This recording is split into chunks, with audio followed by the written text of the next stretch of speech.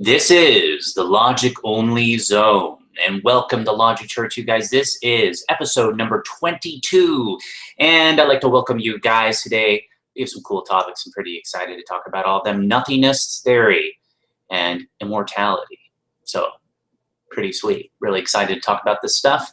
And I think it's time to talk about some of the sensitivities in society. Some of this sensitivity culture, I think, is becoming a negative facet to our culture and society, and it's going to be something that I like to jump into, you guys. I'm gonna make the link available now. This is, of course, just to let everybody know, a weekly hangout on science, philosophy, psychology, sociology, self-help, truth, and life in general. And this hangout is dedicated to discovering and seeking out the meaning of life. And that's pretty much it. I'm going to get this link down so people can join. And I am glad to be here with you guys again on a beautiful Sunday. Happy Mother's Day. I don't really buy into this cultural day type stuff, but happy Mother's Day. I want to make that link available in just a moment.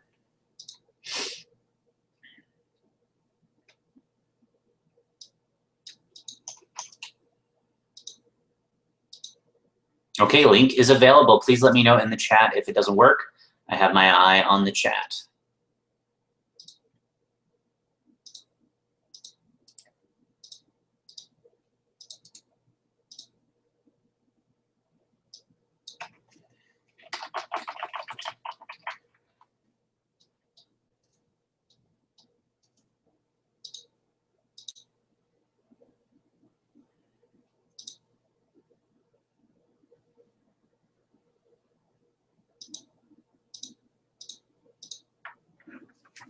Alrighty.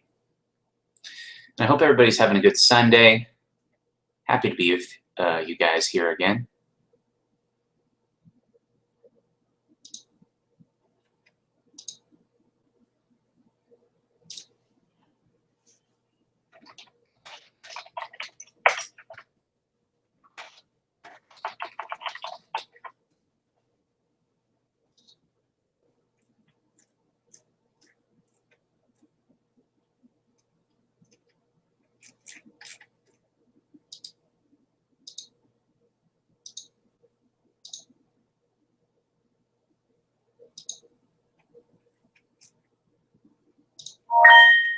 All right, guys, you can join. The link is in the description of the video. Feel free to pop in the room.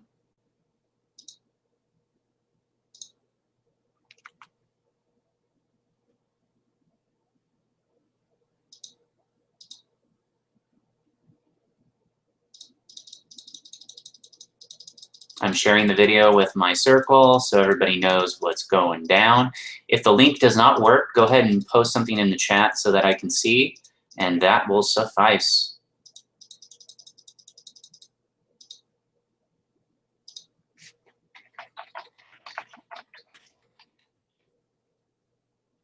Happy Mother's Day, Patrick, and feel free to join if you'd like.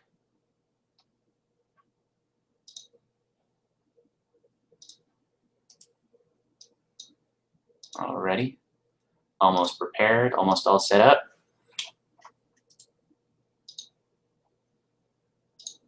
Boom. All right, we are live and everybody knows it. So, time to get started. I'm gonna work on a drink. So yeah, so you guys, I'm gonna be vaping soon. So I got this Wismec vaporizer, and I got myself this Wismec indestructible atomizer. So I got some coils and some cotton in the mail. I'm gonna be constructing this bad boy, and I got some really delicious nicotineless juice I'm gonna be smoking on. So I'm gonna be doing that next week, and yeah. So, but yeah, I'm gonna get my drink on, you guys. All right. So today I'm making a green tea latte. Again, you guys, the link is in the description if you guys would like to join.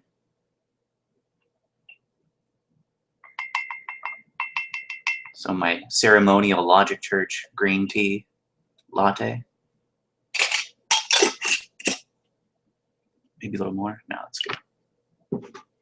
I hope you guys are having a good day. I got my eye on the chat, so I'm watching you guys. You want to type something to me? You guys want to leave a few remarks, that would be perfectly fine with me. Today, you guys, I want to start by talking a little bit about exorcism. I know, it's kind of random, exorcism. But I've been looking into it because I'm curious, and looks like it's a thing that is done. And I'm starting to get into it a bit, and I'm really interested. So I'm going to talk about that a little bit once people pop in the room. Oh yeah, frothing up nicely. Getting my froth on. All right. And there's a bunch of people watching, so, and I made it quite particularly clear that the link is available to join. And if it does not work, please let me know in the chat. All are welcome. All are accepted. All right. Okay, you guys. Link is in. Oh, and this is a cool sound, so I'm going to see if I can share this with you guys. I really like this.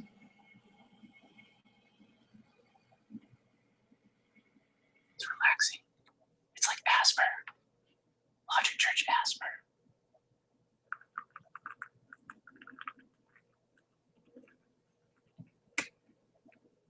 Delicious. Do you guys want a drink? Digital drink. Digital first drink. Mmm, yummy. Delicious. Mmm, yummy. Logic Church beverages. So yeah, I want to share my little device with you guys. So I got this Wismec vaporizer, and I'm pretty excited to use it. So I have batteries. I don't have batteries yet. So I have batteries in the mail. I have coils in the mail, and cotton. And apparently, I didn't understand. I thought I could just buy an atomizer, and then I can buy this, and then I'd be good. I'd be all set. But it doesn't work like that, guys. So basically, it's you gotta construct it. You have to put the coils in there, and it's actually a bit more complicated than you would think. How's it going, man? All right. So it's just me for now, but feel free to join you guys. Link in description. So yeah, putting this thing together here. If I can. Yeah. And it just kind of goes together. And you're supposed to make it on your own, put like the coils and stuff in there. And there's all kinds of different ways you can wrap the coils. And some are more effective methods than others. So that's interesting. And then here, apparently you can change the amount of airflow. So that's kind of cool. Yep. So how's it going, man? That's yeah, it's all well. Perfect. You're the one who has all the motivational videos, right? Yes, that would be me. Guilty as charged. How's it going? I'm just trying to keep track. I got a lot of people I watch. Cool. Have you been in my Hangout before? No, I have not. Yeah, so this is basically a Hangout for psychology, philosophy, science fiction, and stuff like that. I actually have the topics in the description of the video if you want to check them out. We're going to start with on sensitivity. Does it matter? Does it have a place in society? Should we get more tougher skin? I read through that earlier. Yeah. I don't remember each topic you were planning on bringing up, but I did read through that. It depends. You know, obviously people shouldn't be going around spewing hate speech, but there's the whole other far spectrum of the social justice warriors that are still spewing hate speech. They just don't see it as hate speech. Yeah.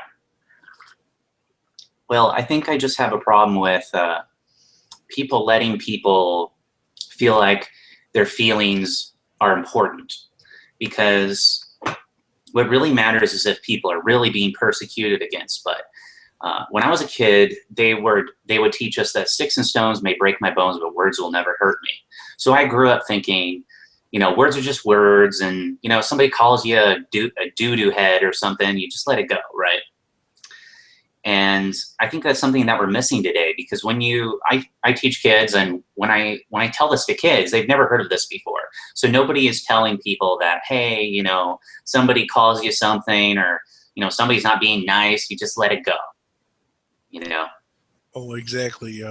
There's a big thing that is not understood as of late, that the only thing that you as an individual have control of is your reaction to most of the things that happen to you. Exactly. And obviously, if somebody's getting tormented with like death threats and hate speech and stuff like that, then yeah, that's going to take a toll. Even if it's trolls that they don't know and they give a shit less about, it's still going to take a toll. But you know, it doesn't happen that much in real life. Mm-hmm. Obviously, as far as being, if you're a content creator on YouTube, you're going to catch shit regardless of your position. Yeah. And I think exactly. And I think when it comes to YouTube, the people who make the videos have to have tough skin, because people are there. I have all kinds of trolls and haters and stuff, and everybody does. And so if we're expected as content creators to have thick skin, I mean, and if we find that to be an admirable quality, then I think it's something that we should share with others. Instead of saying, oh, you have this bad feeling because someone calls you the N-word, or something like that. You know, it's not nice for people to say stuff to each other, but it doesn't mean that we have to let that affect us. You know, there should be some sort of virtue that we try to overcome the negativity that others pass on to us, instead of trying to be upset about it and use like fascism or control mechanisms to prevent other people from expressing themselves freely, even though it's a negative aspect. Well, a huge part of that is this whole bullshit with the microaggressions. That's not even a thing. You guys are just making shit up to make shit. Not you guys per se. The people that stand behind microaggression. That's just making up excuses to have a fit. Right. Exactly. If I want to know what somebody's ethnicity is, that's not me being racist. I'm just curious, just wondering. Yeah, exactly. You know. Exactly. Okay. I have to share the link with some Skype peeps. But yeah, and that's something that I kind of worry about, because I think that being a stronger person in terms of me not caring what others say or think about me, I think that has made me a better person overall. Because if I was worried about what others were thinking about me or what other people said about me, then I feel like I would be upset all the time. And it is that peace of mind and harmony that I have within myself that allows me to overcome challenges. And it seems to me that if people don't have that quality, that they're going to constantly be oppressing themselves through chaotic feelings and emotions that they're expressing. So I really worry about people in society and culture where we're telling people it's okay to be upset. It's okay to be angry at other people because they called you a doo-doo head, or whatever the word is. It doesn't matter, you know. A doo-doo head? Yes, you're a doo-doo head, TJ. Yeah. Hey, sorry about that. I just came back from Ohio. Man, the traffic. Oh, welcome. Yeah, so what I miss? So we're talking about sensitivity and culture. Yeah, so I'm talking about how I'm really concerned about the turn that culture is taking, where we tell people it's okay to be upset at the things people say about you or what other people think about you or something like that, in terms of things like racism or sexism, or, you know, if I called you the N-word or a cracker, you're a cracker, you know, or something like that. You know, it's like, oh, no, words.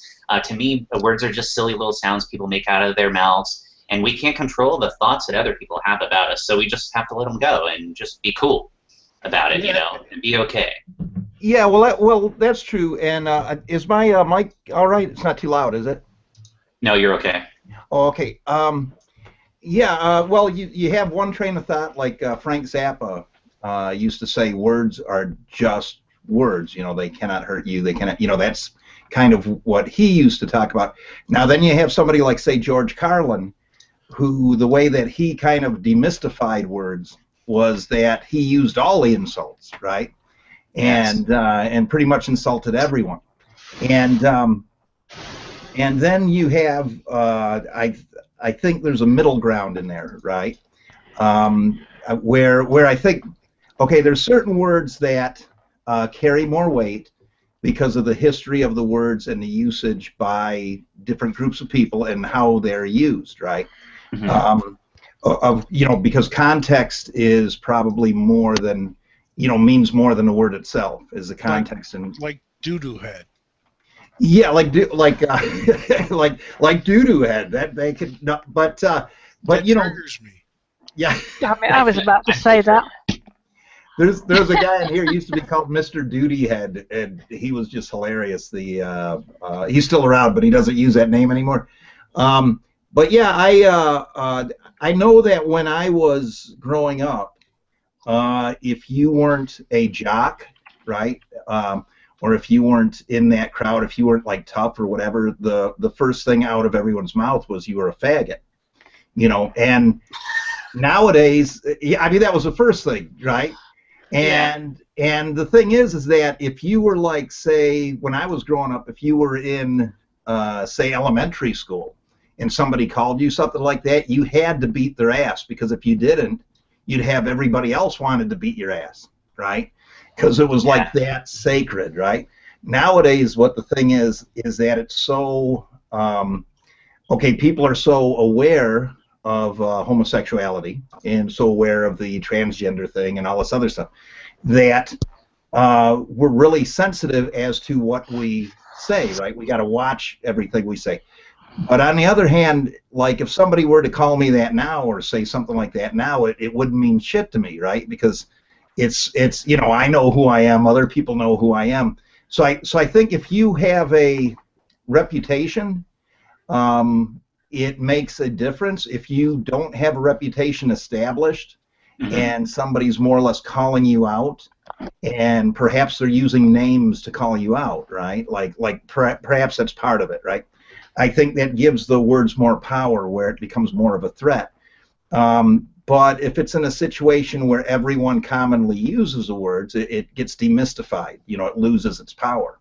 Yes. And it's like, so when I was in high school, I used to run around the track. And I run pretty hard because, I even today I love running. And mm-hmm. I was fast. And so people call me Turbo.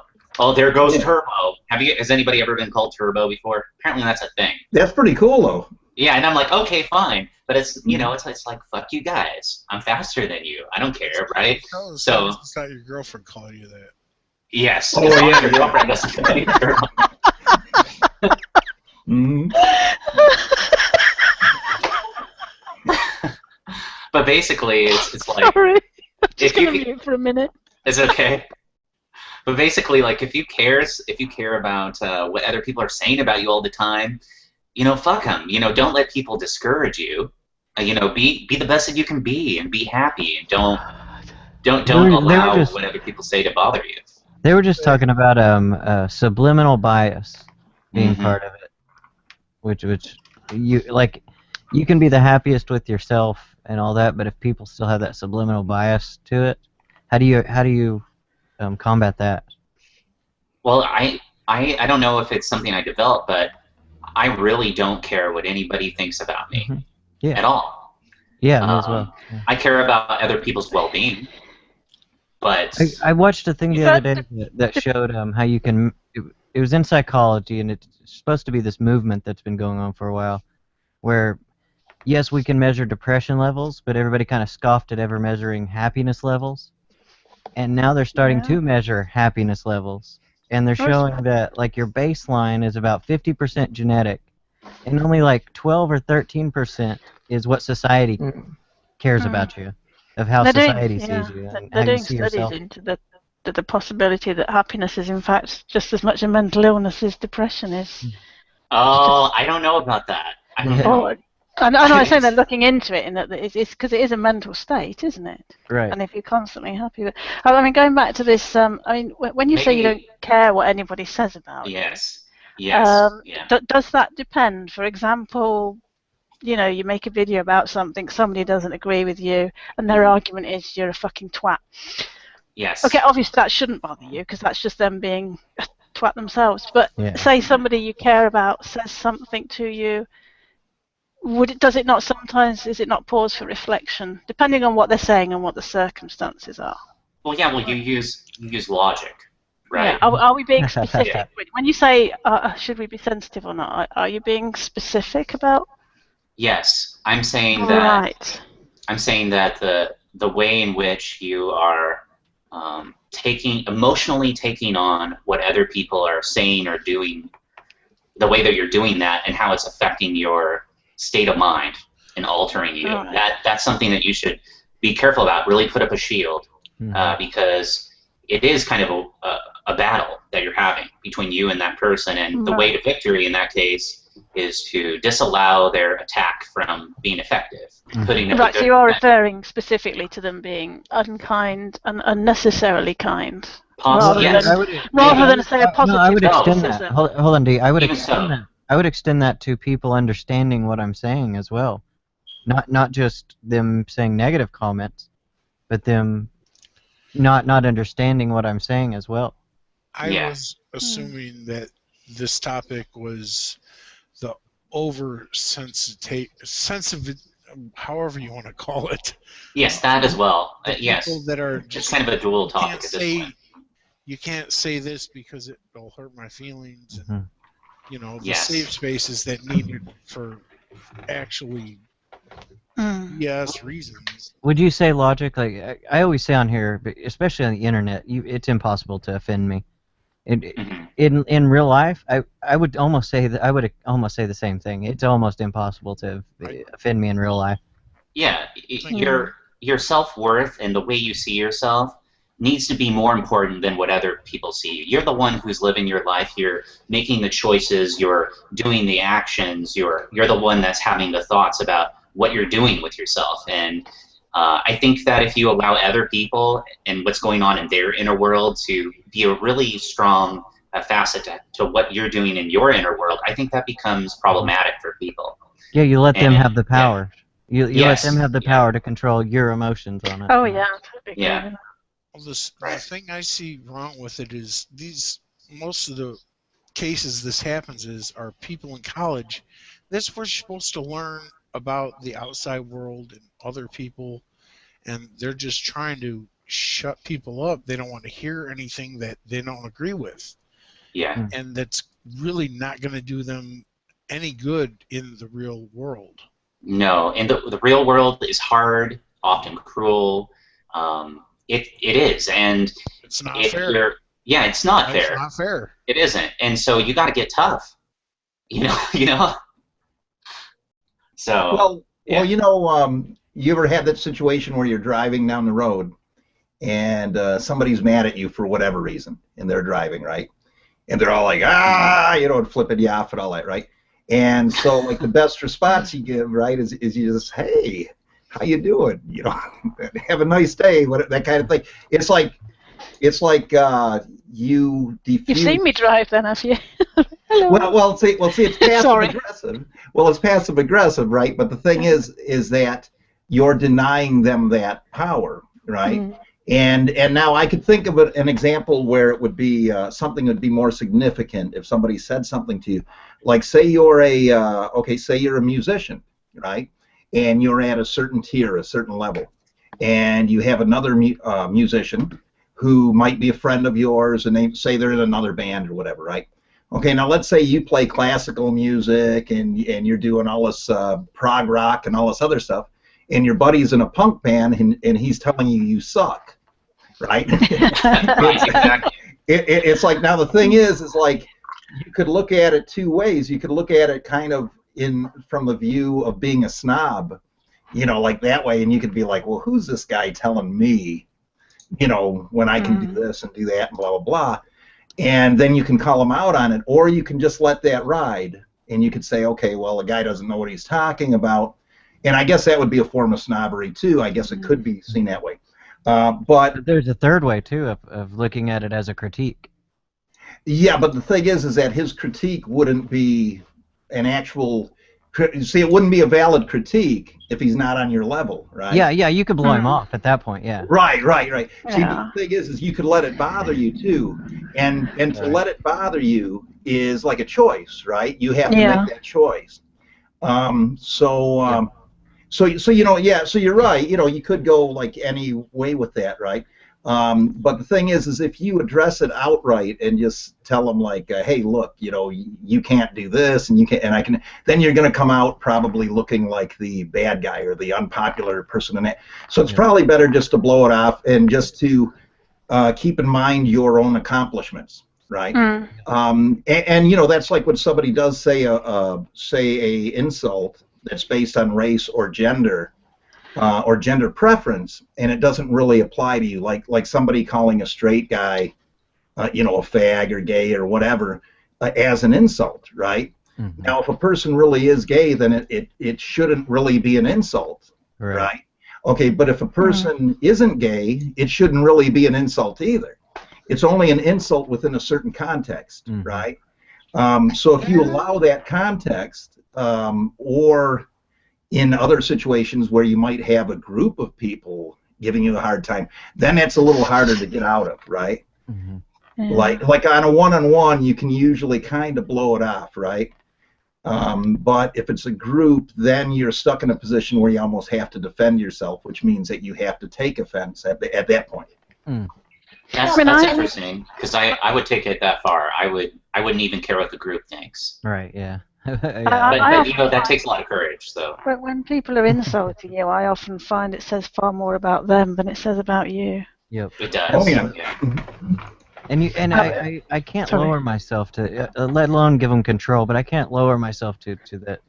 But it is interesting to think about if you were to call me, I'm straight, but if you were to call me gay or a fag or something, this would only seem to bother me if I found that distasteful as well. Exactly. Right. So you would have to have a bias against anyone that's gay or whatever, or just that concept. You'd have to have some type of bias against that for it to be an insult. And see, when you're growing up, when you're a kid, when you're a little kid, and you're kind of just forming bonds with people, and you don't know what you are or whatever. Okay, that could mean a lot more. That could be a lot more dangerous, right?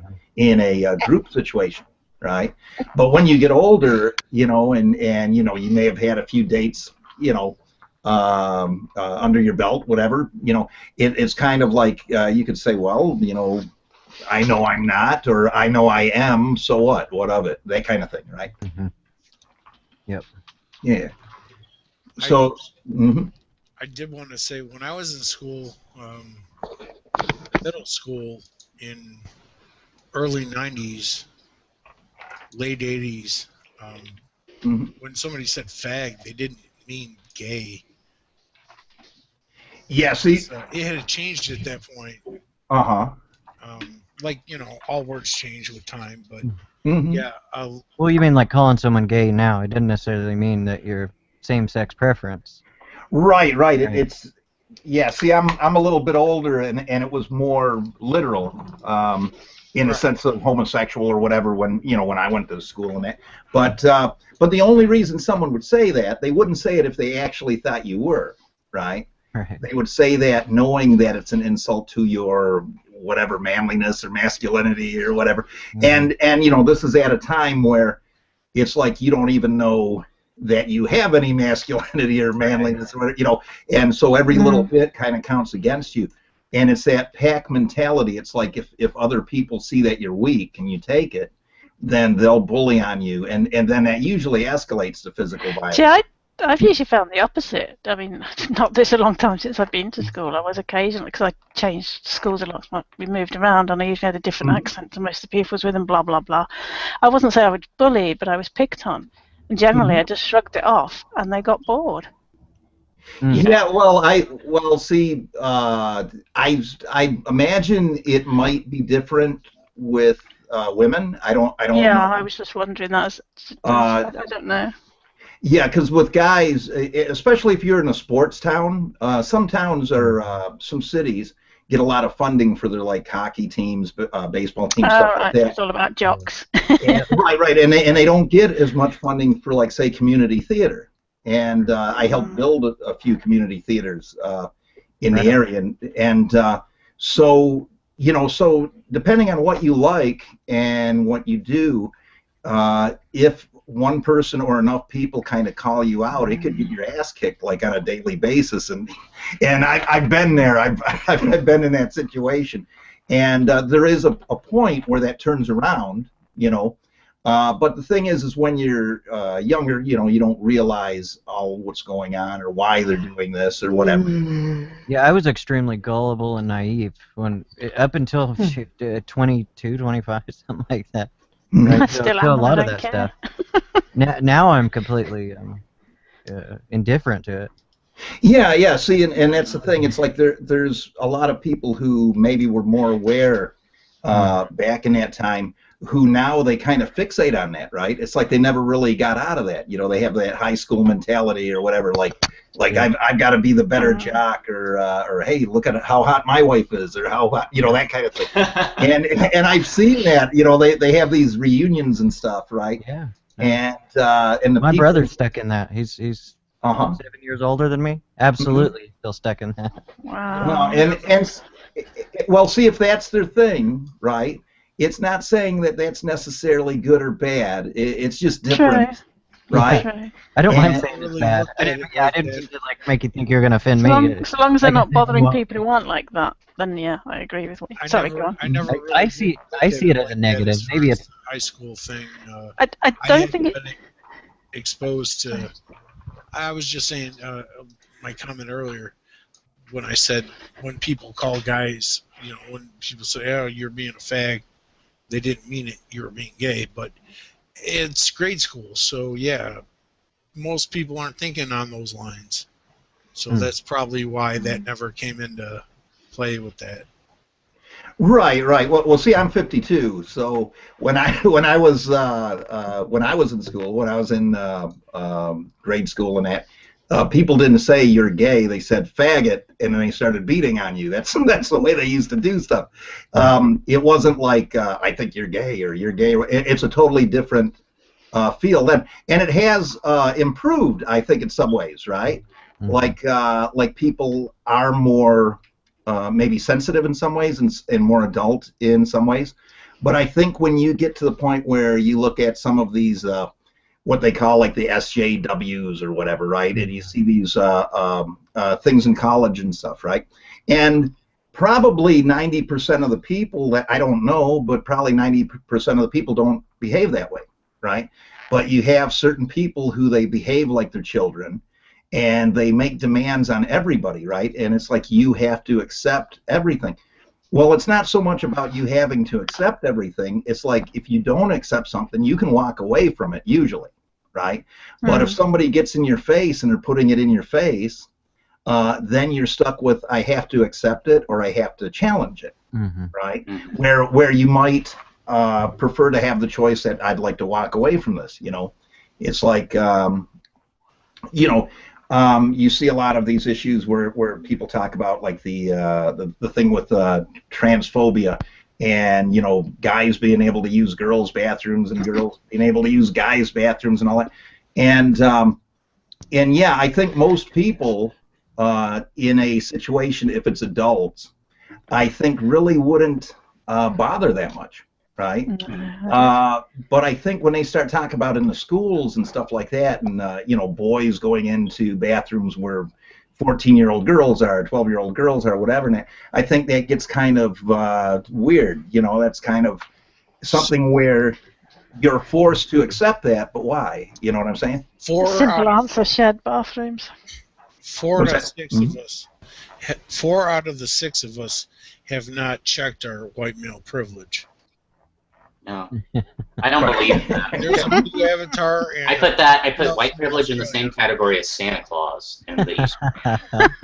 Well, But yeah, well, life see, has been hard for me, just as hard as anybody of any other color. Oh yeah. I really believe that. So. yeah, I saw somebody wording privilege, and they put it in a way. And I was watching Milo Yiannopoulos, and I watched a few other people who were a little bit more moderate talking about that. And they were saying, okay, I think it was Noel Plum, was saying, okay, if he accepts that there is privilege, okay, then he accepts that all people or most people have different privileges, right? Mm-hmm. So the privilege could be somebody's taller than you, or shorter than you, or faster than you, or smarter than you, or whatever. That could be a privilege, right? They could have more money than you, which is an obvious privilege, right? And I think that's the only real privilege when we're talking in the societal terms, right? But the thing is that if you assume that there's a privilege, a white privilege, then you have to also assume that there's a racial disadvantage, right? And so now, once you do that, you start treating minorities like children, right? You start like selling them short, right? Like, well, we have to help this minority out because they can't do it on their own. They can't make it, right? Sounds a lot like feminism. Yeah. Well, see, there might be some truth to certain communities and certain situations. Certainly, we have neighborhoods that are poor that could be helped out, if there were jobs available, whatever. And you have to have the education and stuff like that. That could be a privilege too, education, right? But you have to always assume wherever there's a privilege that there's like this anti-privilege or this disadvantage. And it's not always something that goes to the way people are treated. Like if you pour a bunch of money into a poor neighborhood, subsidize the schooling and all this other stuff, then you're at a disadvantage, you're underprivileged because you're giving them privilege, right? See what I'm saying? It's like an additive process. Right, yeah. You start extending or overextending yourself in one direction. You owe them from back fees, clearly. Right. You guys have all seen the videos. I mean, it's I can't believe how there was a video of whoever the hell that his normal name on YouTube is the Black Killer. But he's like the character. I know who you're talking about. Yeah. He's like the character from the Bruce Willis Save the Universe. Right. Yeah. Yeah. Effeminate black guy. Yeah, and he was doing white people telling him, "We owe you appropriations." Right. Wow. Well, guys, I can't believe that. That's crazy. It's. I can find a link if you want. Yeah, he's. But I wanted to bring up the story. Berkeley's always been kind of at the forefront of a lot of this cultural stuff in the 70s, and all that stuff. So at Berkeley, they are putting a safe space on Sproul Plaza at Berkeley, and this kind of bothers me because I went to Berkeley, and when I was going to Berkeley, they still had there was actually a stain of Jimi Hendrix's face on a wall because there was a poster and it rained, and the ink from the poster was on the wall. So when I first got there, the Jimi Hendrix's face was still on the wall, and the first thing I experienced is in about a week of me being there at UC Berkeley, they painted over it. And I'm just thinking, like, what are you doing? Like Berkeley is supposed to care about culture, but it looks to me that Berkeley has this attitude of manipulating culture, not creating culture. And there's stuff like they have this pub called the Bears Lair. It's this famous university pub, and they recently remodeled it. And for me that's a big thing because it had always been the same, same table, same bar, it was part of the university. It was part of the university culture, and they remodeled it and destroyed it and turned it into something new. And anyway, I just see Berkeley just doing these things, and I'm just really disappointed in what these universities are doing. And I think that Instead of creating culture and protecting culture and creating good values, I think that they're just perturbing things. I just see how they don't care about the culture of the people that are going to be the new people that are going to bring up society, the young people. They're going from the stance that history gets wrote by the winners. Yeah, and I see this attitude about the way that they're doing things, and yeah, it's kind of disappointing, and I think that's totally silly. I mean, I really want to just protest and get a sign, and that's the Berkeley way. It's we're moving forward. Let's protest and move forward.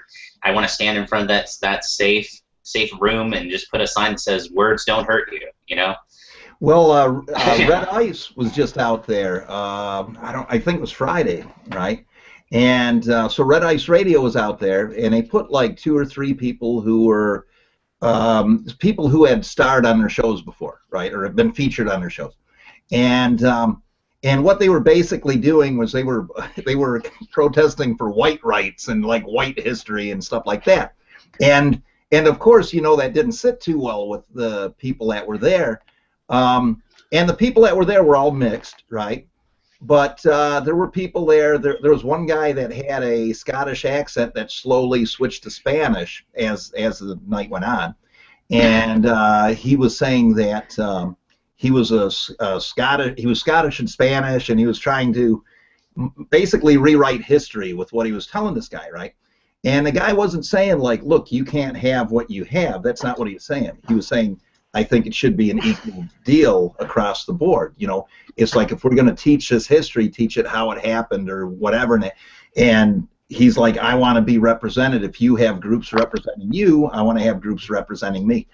And they got into some weird discussions. But what was funny is you had like a woman there that was clearly Islamic, or at least appeared to be. She had the hijab and all that, right? Or is that what they call it? I always get it wrong, I know. But anyway, while she's correcting this guy and yelling at this guy, and she wouldn't even let him talk. And he's like giving this one a floor. This big guy came up that everybody thought was going to start a fight, start throwing people around, that kind of thing. And he starts shouting over him. And the thing is there's no discourse, right? Yeah, it's just yelling. It's ridiculous. Now, did you see? I know you probably didn't have time to catch this, but I put a short video out. Feminists represent, right? And I had Piro in mind, but Piro wasn't the only target or the main target or whatever. It wasn't a personal message to him, right? But what I said is, look, I was in Honey Badger Radio. I listened to the MRA talk to a guy from Saudi Arabia. And they were talking about women's rights and the problems with women's rights out there. And I said, that was the one show that I saw that there were no feminists heckling. There were no feminists in the chat room and that. And I said, why is it that feminists, Western feminists, run from a real issue when it's a women's rights issue? They just run the other way as fast as they can. And I said, if you have done something significant for women's rights or for feminism, I said, please post it in the comments, give me a reply. Anything. But I said, from now on, prove it or shut the fuck up, right? Mm-hmm. And so Piro right away was all over that. And you know what Piro did? He never answered the question. He just kept posting links of this is a something coalition. And I'm saying, well, great, you had nothing to do with that.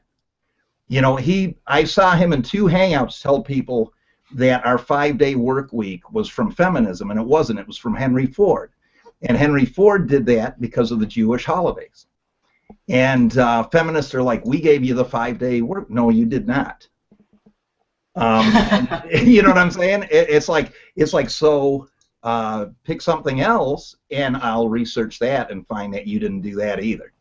And now there's no citations. But now if you were making a point for the other side, if you're trying to say, well, I'm MRA or whatever, that the argument he would give or other feminists would give would be like, well, what are you actually doing? What's your actual activism? And then you have to provide citations, right?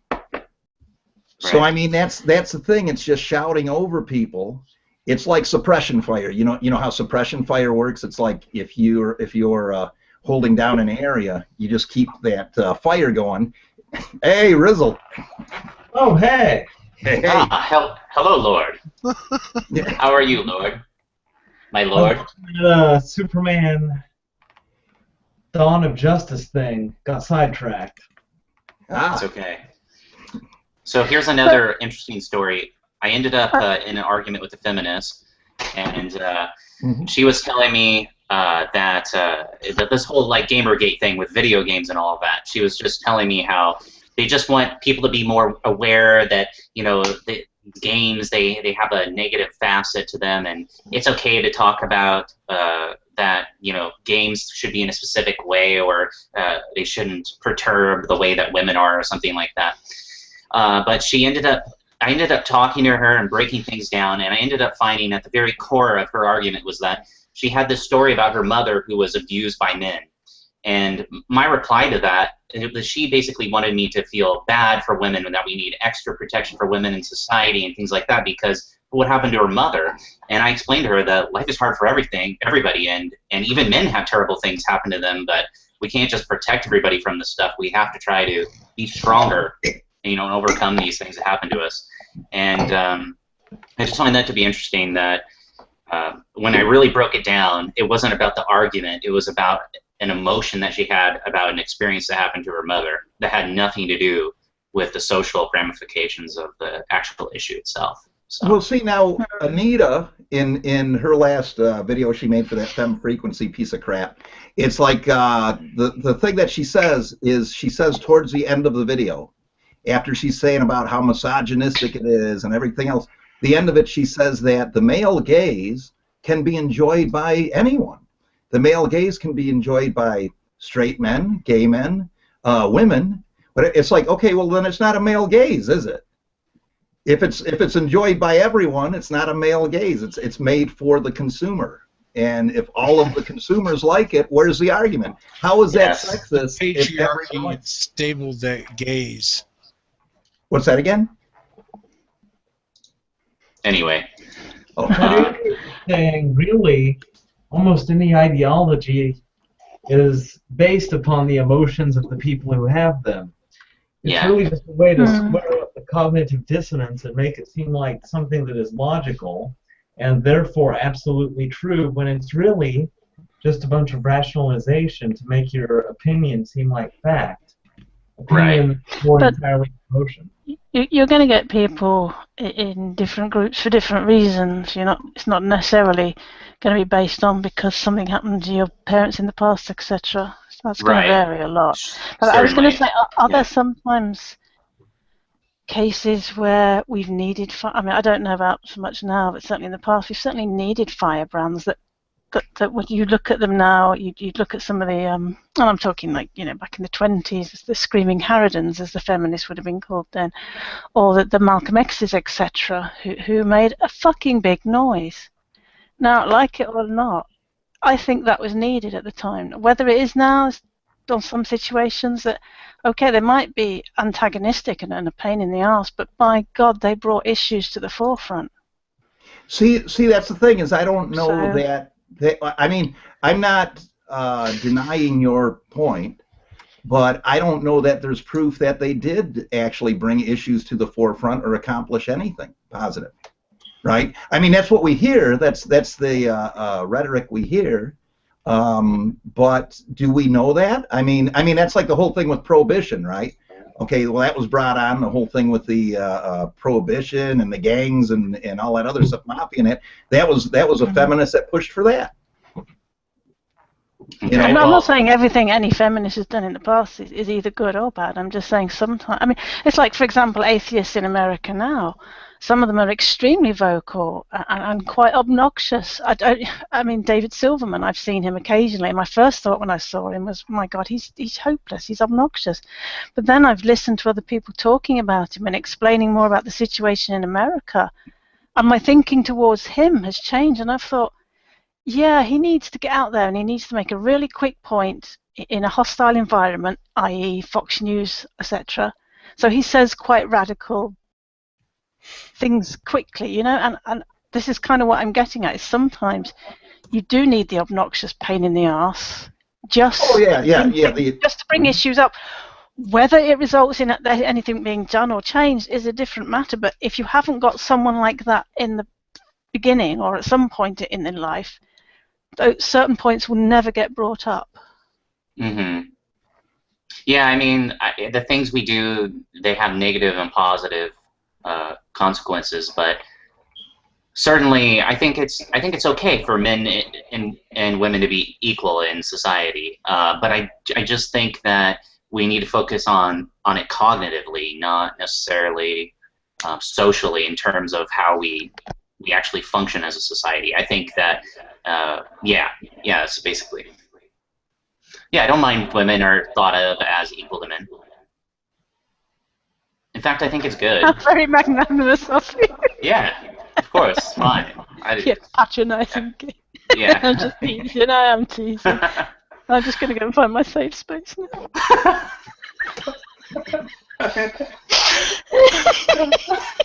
Sorry, did I trigger you? Oh yeah. I have a specific image for that, actually. Oh gosh. Okay, I think it's time to move on. But so, does television programming desensitize people or lower intelligence? Depends on the programming. Lord and Savior, do you feel that television desensitizes people or lowers intelligence? Well, I don't know. I only watch a few shows at a time. I certainly don't watch reality television. Of course, reality television is really a mechanism for engaging our pride, to make us feel better than other people. Mm-hmm. Anyone who sees Honey Boo Boo, anyone who watches it, would do so just to feel better about their own life. I mean, I suppose there is value in that, but not a whole lot. Personally, I like to watch things like The Flash, Vampire Diaries, Lucifer. Yes, Lucifer. Lucifer's a really good show. It is. I mean, I like that show. Literally the devil. He's not even working to better himself, but still he does, just by learning. Yep. He's bettering himself by being rather self-obsessed and self-indulgent. He's bettering himself by being a selfish asshole. Well, that's the great thing. A lot of people in the show point that out, but he disregards it entirely and continues upon his path of personal evolution, which is really the best that anyone can do. Yeah. I haven't seen it. I'm going to have to see it. To get to my better Wi-Fi. There's a high-speed Wi-Fi that I have available. I'm looking at the password. But I mean, if you really think about it, it's the judgment that we issue upon others that slows down their very progress. Judgment, by its very nature, is destructive. I mean, even if you don't agree with how a person lives their life or sees themselves or whatever, well, I mean, frankly, fuck you and your deviously provincial, hayseed type of point of view. But more to the point, no matter how you judge them, you're really obstructing them. The best you can do with anyone is help them, because even if what they tend to try to accomplish is a folly, well, then you expedite their folly, help them learn, move past it, and try another, way of going about life. In all cases, judging people slows down the progress of others. So, I mean, you might call him selfish, but that's not really helpful. If you instead help Lucifer upon his personal evolution by saying, how can I help you, Lucifer? How can I help you? Let me forget my tedious judgment. Let me just go ahead and try to expedite your follies. Well, then he will learn that much faster, and that is simply Yeah, no, I completely agree. I was just thinking, I mean, I do wonder, sometimes I feel like I've watched some programs and I feel like my IQ's dropped. And I do wonder about people who do nothing but watch certain types of programs like I don't know, did the Kardashians make a reality show? They do reality type things. I don't know. I can't really name any of these crappy programs because I don't watch them. I haven't even got a TV. But I do have Amazon Prime, which is where I saw Lucifer.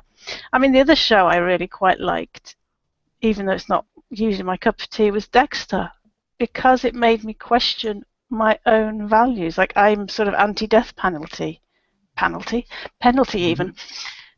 But I watched Lucifer. I watched Dexter and thought, yeah, it's right for him to kill that. Oh, hang on.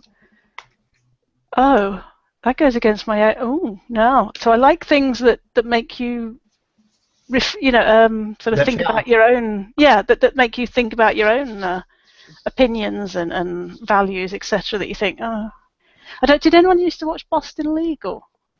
No, I haven't seen that. Some time ago it was on, and again it was about a bunch of lawyers, and like some of the people they were defending were people I just think, oh, bloody corporate bastards. But you listen to their in a nutshell. I mean, it was a long while ago, so I can't really remember much. It was drama about if I should defend this scumbag or actually be somebody who's moral. Yeah, but again, it had me looking at what they did and the defences they came out with, and again, thinking about my own, kind of like, oh, I see. That's good though. Something that makes you think is good. Yeah. Interesting. Yeah, So maybe, in a way, television shows are good for us because they help us challenge our values in an entertaining manner. Some are. Yeah. Not check out whatever the hell the west coast of the gutter. In the life of the Palins. Oh, I can't believe what people watch. I can't believe what my grandmother watches. And she's 84 and she's watching Kardashian shit. It's like, really? Why do you Come on, Grandma. I can't believe this is what people watch. I thought when I first heard Trump was running for president, I said, oh yeah, that's funny. He'll never get anywhere with that. Wow. Yeah. I was slapped in the face with the reality of the retardedness of peoples. Yeah. Hey, it could have been worse. I mean, she could have been watching Jersey Shore. I have heard of this, but I have not seen it. Don't. Well, yeah, I wasn't planning on Save it. your brain cells. Yes. The fact that you said it's worse than watching the Kardashians. Well, I've not seen that either, but I've heard of them. I know that they exist, so I'm kind of thinking, oh gosh. I can't believe it. I mean, the good thing about Trump is he does. At least Cruz has left the race. Isn't that a good thing? It's like. Didn't he basically want a theocracy? Oh yeah, he was an open theocrat, just like Mike Huckabee. Yeah. So. You mean? Yeah. Yes, we can. I see and hear you. With Trump, at least he'll never get his fantasies fulfilled. Do we dare bring Trump into this hangout? Do we dare? No. Talking of dumbing down. No. Oh yeah. I can see all the viewers leaving right now as I mentioned. Do you guys want to move on to the new topic? Sure. Okay, so on immortality. With the creation of artificial body parts and the emergence of man with technology, man reaches closer to obtaining immortality. What would the consequences of immortality curtail? Would you want to live forever? This is about the patriarchy again, isn't it? Yes, it is. It is about the patriarchy. Man-made. I'm triggered. Did you say man? No. That's not what I said. So with the creation of artificial body parts and the emergence of human beings with technology, human beings reach closer to obtaining immortality. So, what do you guys think about this? Can I? Sorry, who was the guy who said he wanted a? Yeah, that's a markup for feminism by me, by the way. Yeah. I'm teasing. I'm teasing. I'm sorry. Feminism. So, what would the consequences of immortality curtail? If we could live forever because of technology? Boredom. Oh. Who the hell wants to live forever? Who wants to live forever? I wouldn't mind. No, it's Highlander. Anyway, go ahead. Okay. I know the Queen song. I know the show. But yeah, I can't see that. It's like the whole promise of heaven. If you're a Christian, blah, blah, blah. It's like, you can't tell me that shit wouldn't get boring after the first 10,000 years or 20,000 Well, I don't know if we could extend life that far. but I suppose anything is possible. It's it's the same difference as far as I can see. I could be wrong. Also, I think the possible danger. Why do you think that God is viewed as ultimately powerful? What greater power is there than the ability to live forever and bear it? No other reason than to allow the lesser beings to live. Are you that strong? I think to live forever for no other reason than to allow others to live? One that doesn't put his creation in the negative check. Well, right what were out you of the going to say? box. What were you going to say, Atheist Ranger? Oh, as you say earlier, I think the only danger I see is probably overpopulation of the planet. I mean, because I don't think we're anywhere near, starting life on other planets. I don't think we're anywhere near that. Yeah, there's this woman. Her name's Liz Parrish, and she's a CEO of BioViva, and she's one of the first to have this experiment done to her, where she has these lengthened telomeres, right? And she claims she's reverse aging now, and her mission is to end old age as a disease. So now she believes that this can be done. And she believes that once this is done, other pharmaceutical companies will want to compete with it. And once they do this, the insurance companies will want to get involved because, according to her, it'll be cheaper to get this process done than it will to let people die in nursing homes and stuff like that.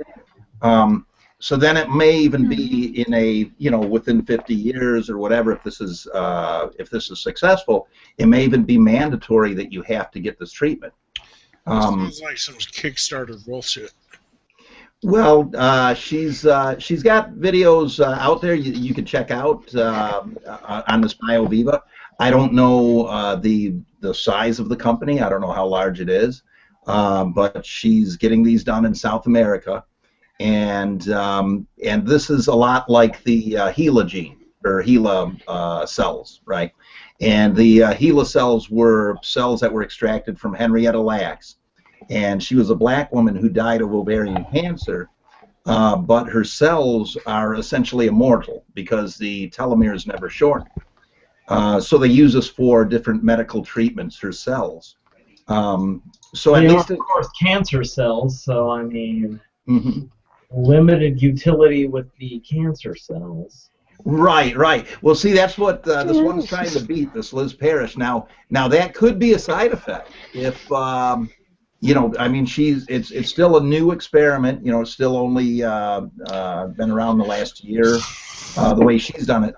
But if they get some positive results, then people may want to put some money into that. And that could snowball. That could become something much bigger. Right. And to be honest, like, if I could stay relatively functional and young, I think that living forever would be okay. But if you're like decrepit and all robotic and then no thanks. Right. This would almost be like not quite like Wolverine healing factor, but it would just like, in theory, it would restore you to your prime, right? Because your cells would be like brand new cells, right? So I don't know what that would entail, if that would bring you back to, say, a stage of puberty or something like that. But you would heal. I don't want to go that far back. Thank you very much. Realize that aging is nothing quite so much as an increasing state of molecular heterogeneity, which is to say that the macromolecules that make up your cells over time increase in, well, heterogeneity, which is another way of saying that they aren't all quite the same. This is largely due to oxidative stress, but even that's not really the point. What kind of mindset can live forever? Well, see, the mindset of a goal-oriented person. I mean, a person might have the goal of immortality, but anyone who is goal-oriented, anyone who seeks ends above the means, well, I mean, they're not really cut out to live forever now, are they? I suppose not. Well, you think of it like, like the H.G. Wells story, When the Sleeper Wakes, right? you had a guy that didn't have that much money, but he had some money in the bank. And I forget the premise, if it was something where he was tricked into it or if he volunteered into it, but he was frozen for so many years. And when he was unfrozen and resuscitated, he found out that he had actually owned the world, right? Because his money had been increased. He had people managing it. So when he came out of his stasis, he was more or less thought of almost as a god, right? Not quite your Lord and Savior, but almost at that point because of the money he had and the influence he had. Sounds like Dr. Evil. Well, yeah, I guess it could be like that. And the thing is that these groups of people were fighting to liberate him because the state had an ethical obligation to keep him alive and protect him for the betterment of the world and the betterment of the people. But yet there was this group of people who were like kind of like the Clockwork Orange thing. It's like they had to have him have free will. And he wanted to just give his money away and not be a ruler, but he was more or less forced to be one. Now, see, the thing is like if you could live, so long, right, hundreds of years, and you didn't even have that much money going into some type of bank, some type of system, if you could afford the treatments, or if the treatment was permanent, you could accumulate that money in hundreds of years, right, to where you would have like a life of power and all that other stuff. If you could put up with the mundane lifetimes before that, right?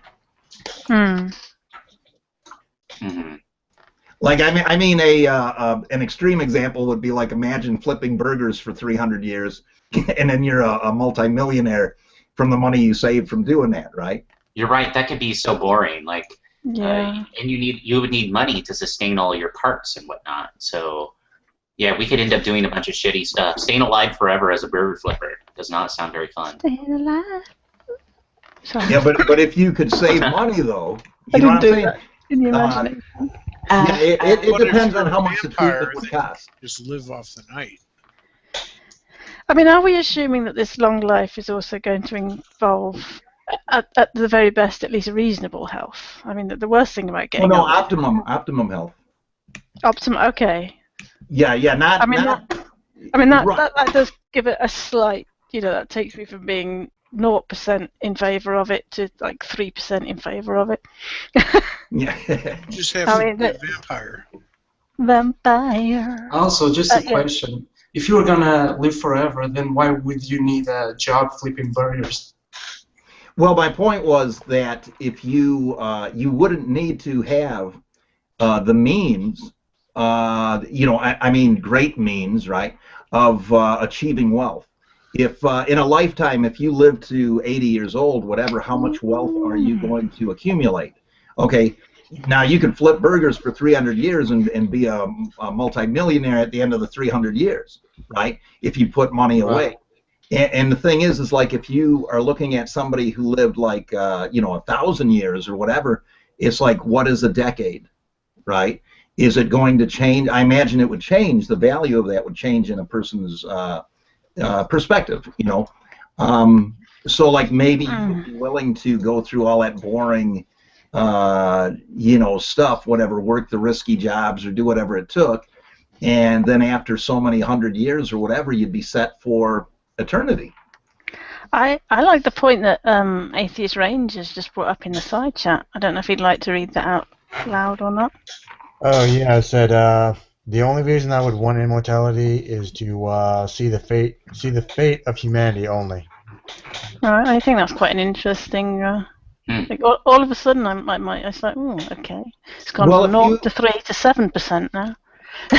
well, now if you had a choice that if you knew that a meteor or a comet or something was going to hit the Earth and wipe out everything, right? And you thought that you were going to die the day before it. If you had a choice of dying the day before that or witnessing that, which one would you choose?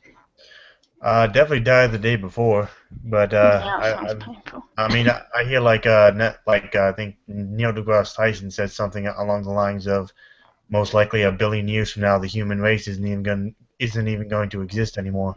There's something along those lines. We'll see. Unless. No, okay. Go ahead. We'll see a lot. Yeah, we'll see a lot of people. Okay, you know, one of the fears of dying is when you die, you're more or less dying alone, right? So now, people sometimes are braver when they die in groups of people, like in a war or whatever it is, right? If they're in a catastrophe or where there's other people with them, other victims. So like the idea would be like if you want to see the end of humanity, right? If you know there's going to be an ending, would you rather be there to see it, or would you rather check out the day before or whatever? I think a lot of people would want to go together, and I think if you were curious, if it was something where you wanted to see the biggest show that's ever going to happen, then you might want to see that. Well, I mean, if it's something like an asteroid hitting the Earth, then yeah, I probably wouldn't want to see that. But I mean, to any other conclusion, yeah, I would probably want to see. Well, see, the fate of humanity would be, okay. When you talk about fate, you're talking about what, an ending of humanity? No, just to see whether. Well, for me, the fate is whether humanity ends or not. Well, it's going to end. I mean, there's no. Get to live in a little bubble that gets to see, you know. Yeah, but if we've got these extended life forms and we can then produce the technology to live on other planets, etc.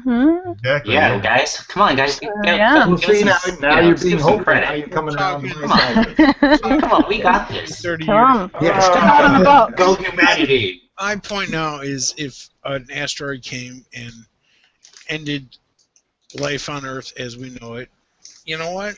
Hey, hopefully what is left can rebuild. Well, no, I'm talking about something that ends everything. Like if you had if you knew somehow that all of humanity was going to end, that was it right there, right? Would you want to be there to witness it, or would you want to check out before then? Yeah, I want to see this star show. Okay, that's my point. That's what I'm getting with. I would tirelessly spend the next 24 hours trying to find a way to save humanity. Have any of you guys ever watched any of the videos with? There's been CGI things where they. Do you mean NASA? I'm sorry, I was just joking. I've been listening to Red Line too much. Oh, okay. I'm sorry. Carry on. There's CGI animations of what would happen if a planet crashed into Earth, and I want to watch it actually, even if I knew I was gonna just get burnt to a crisp. Oh yeah, it would be horrendous. But then the thing is, fucking star show. Right, and you'd probably be gone in a flash, you know. But literally. Yeah, right. Everybody else would too. Right. But I mean, I want to watch it. If I had the chance to either watch it or not watch it, yeah, sure as shit, I want to see that. Yeah, especially if you were of the belief that there's nothing after. You know what I'm saying? Like if you're of the say an atheist belief or you know that there's nothing afterwards, that your consciousness ends. I don't think that really should have been brought up into it, but whatever. I think that your Lord and Savior has a particularly special perspective on this, considering that he is eternal. I thought you say especially he's special. I just think it's lights out. You go to sleep, you don't know, you don't remember when you wake up most of the time. It's like before you were born. A lot of shit happens, just doesn't involve you. I've always thought that too. And it's always puzzled me how people have really thought about immortality as something they would like. It's a very monkey-like biological imperative. Any mindless living thing seeks only to live longer and longer, but only a thinking being, a being with a soul, can really, truly contemplate the profundity of eternity. And so, because the universe is very ironic, it turns out that I, who has never truly enjoyed living, I don't believe that for a second. I mean, it's really a funny thing. But then again, that is one of the prerequisites of immortality, not really wanting to live just to live. Right. I guess that'd be like the was it Benjamin Franklin? Or who's the line? Eat to live, don't live to eat. Right. Okay, I guess it would be like that. But the thing is what I'm thinking is if you want immortality, right? Then you might want it to accomplish something, to do something with that immortality. Now, like, what could you do with, like, say, 10 lifetimes that you couldn't do in one lifetime, right? And that is the crux of the problem. Only a particularly pointless person, such as myself, could really do anything with immortality. I haven't tried to accomplish anything with this one lifetime, let alone an infinite number of them. Okay, the entire concept of accomplishment is a little bit silly in the context of eternity, really. Well, if I could let you know a little secret as to the purpose of the universe, if you'd like. Sure. That's quickly to say. That's why one of my first reactions was, what would be the problem with living for eternally? And the answer was boredom. I mean, because I kind of thought, maybe I'd have more time to become a better artist, but then I'd probably never get round to becoming a better artist because I'd keep thinking I've got more time to be a better artist. That is the thing about being eternal. You can't have a human perspective on accomplishment because there's no time. There is no time. Yeah. You don't have to worry about it. I mean, there's always later. What are you going to accomplish? That's the point. Well, we'll see. It's not really important. Human existence is defined by goals and plans and accomplishment. However, these things are meaningless in an eternal contextual. Right. So it is subjective. It is subjective. I don't deny that. But like, how would you shape the world with your immortality? That's the whole thing about shaping the world. The world shapes itself. That's the entire point of the universe. And a lot of people don't find this satisfying, but the entire point of the universe is simply to exist. I know that all you humans with your plans and your ideas and your accomplishments and your goals and your greater overriding belief that there's this purpose that is beyond existence, I know that hurts you, but the universe seeks only to exist. It came from primeval nothingness. Gary Busey's alien son. I was just, sorry, I thought you'd finished. Beg pardon, Uber. What you don't understand is that every single thing that you do, everything that everyone does, is for nothing other than to allow the universe to exist. Again, sorry. You exist. It's all contingent existence. But it's contingent upon things existing first. But what does the universe itself want? Simply to exist. It all comes from nothingness, and nothingness is unstable. And that unstable nothingness iterates in such a way that forms a the internet is killing you. Existence. Now, the universe is going after. Oh, existence. That's not really existing for the sake of existing. Hold on. Let other, there's people that want to get. There's people that need to ask you questions to what you just said. So let Dee. Well, I had a thought earlier and then I'd forgotten. Still going. But then atheists going to put in the sidebar that some people might want to live forever for fear of death, which reminded me of something I was thinking of earlier. In that, do you think more people would say yes to living forever because of their fear of death? Oh, there's one more good point. Warren said this in the side chat. He said, I find it now. Oh, okay. If we were immoral. If we were immortal. If we were. Yeah, if we were immortal. Okay. If we were immortal, then our actions would have no consequences. It was nice of you to correct his grammar there without mentioning it. Oh, sorry. No, I'm sorry, Warren. Well, it could have consequences for other people still, just not for yourself, I guess. Okay, it doesn't matter if you're immortal or not. Let's say, for example, if I was immortal and I go out and murder someone, guess what? I'm still going to jail whether I'm immortal or not. It depends on the circumstances. Oh, it would give a whole new meaning to life sentence, wouldn't it? Yes, it would.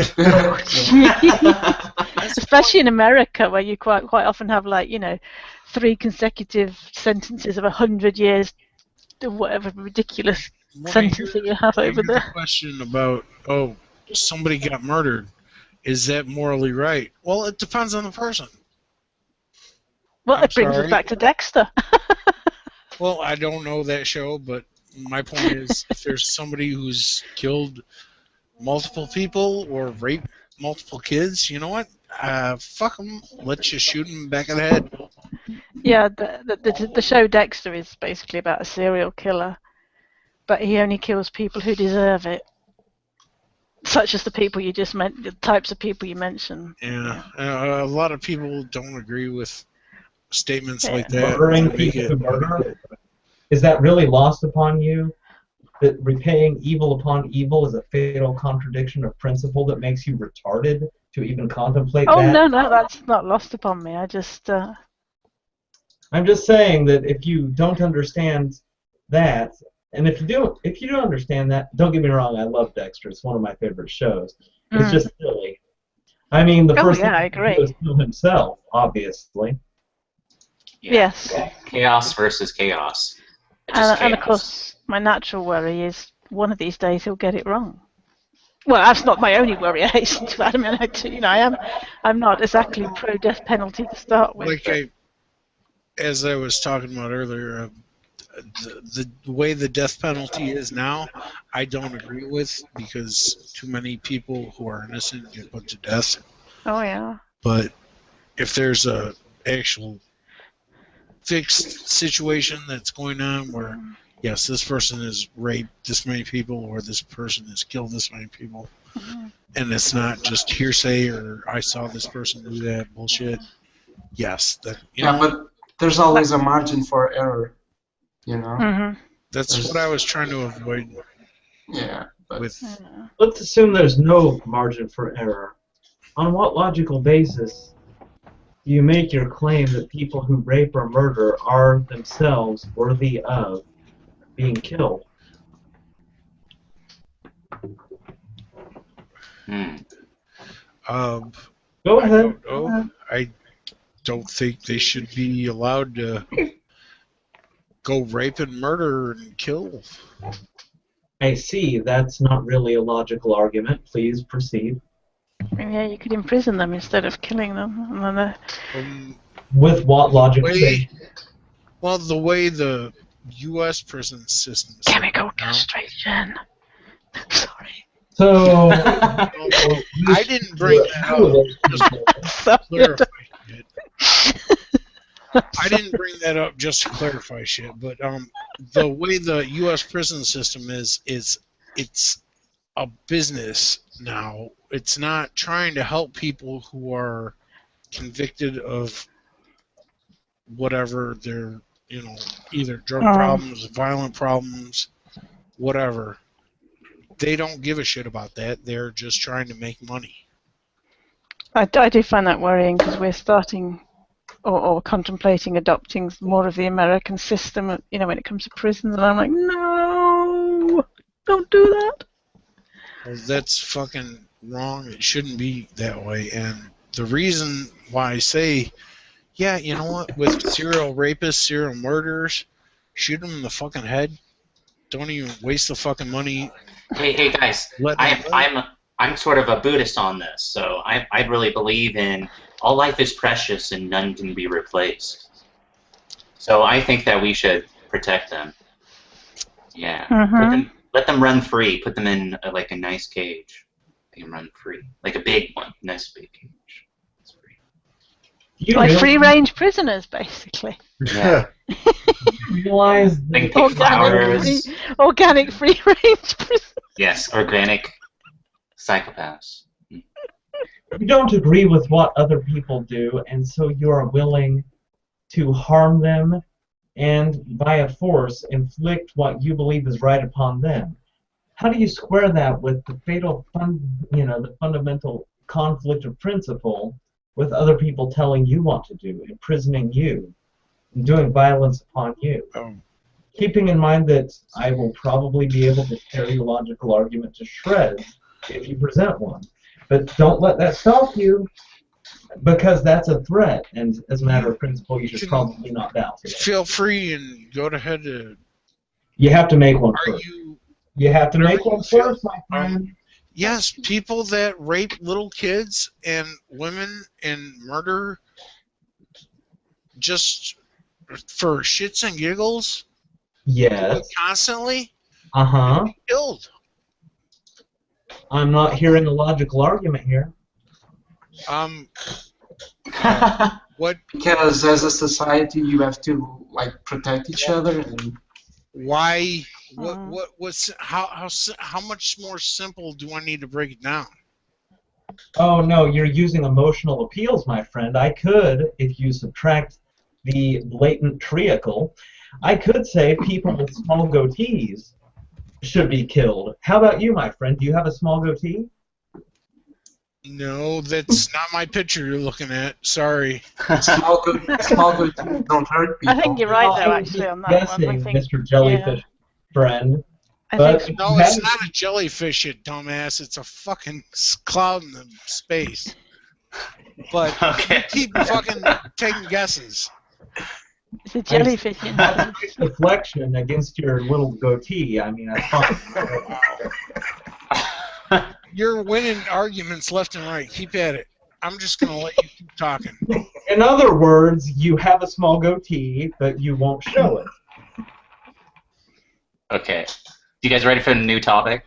No, I'm not. I want to Mr. Big Talker, Mr. It's a cloud in space. He's not showing us his face. Let's see your face, my friend. I think Bernardo... See Andrew's face. You can see Quinka's face. You can even... Uber, do you have a small goatee? I'm not goatee? showing my face because I don't want you to see my small goatee. This is funny.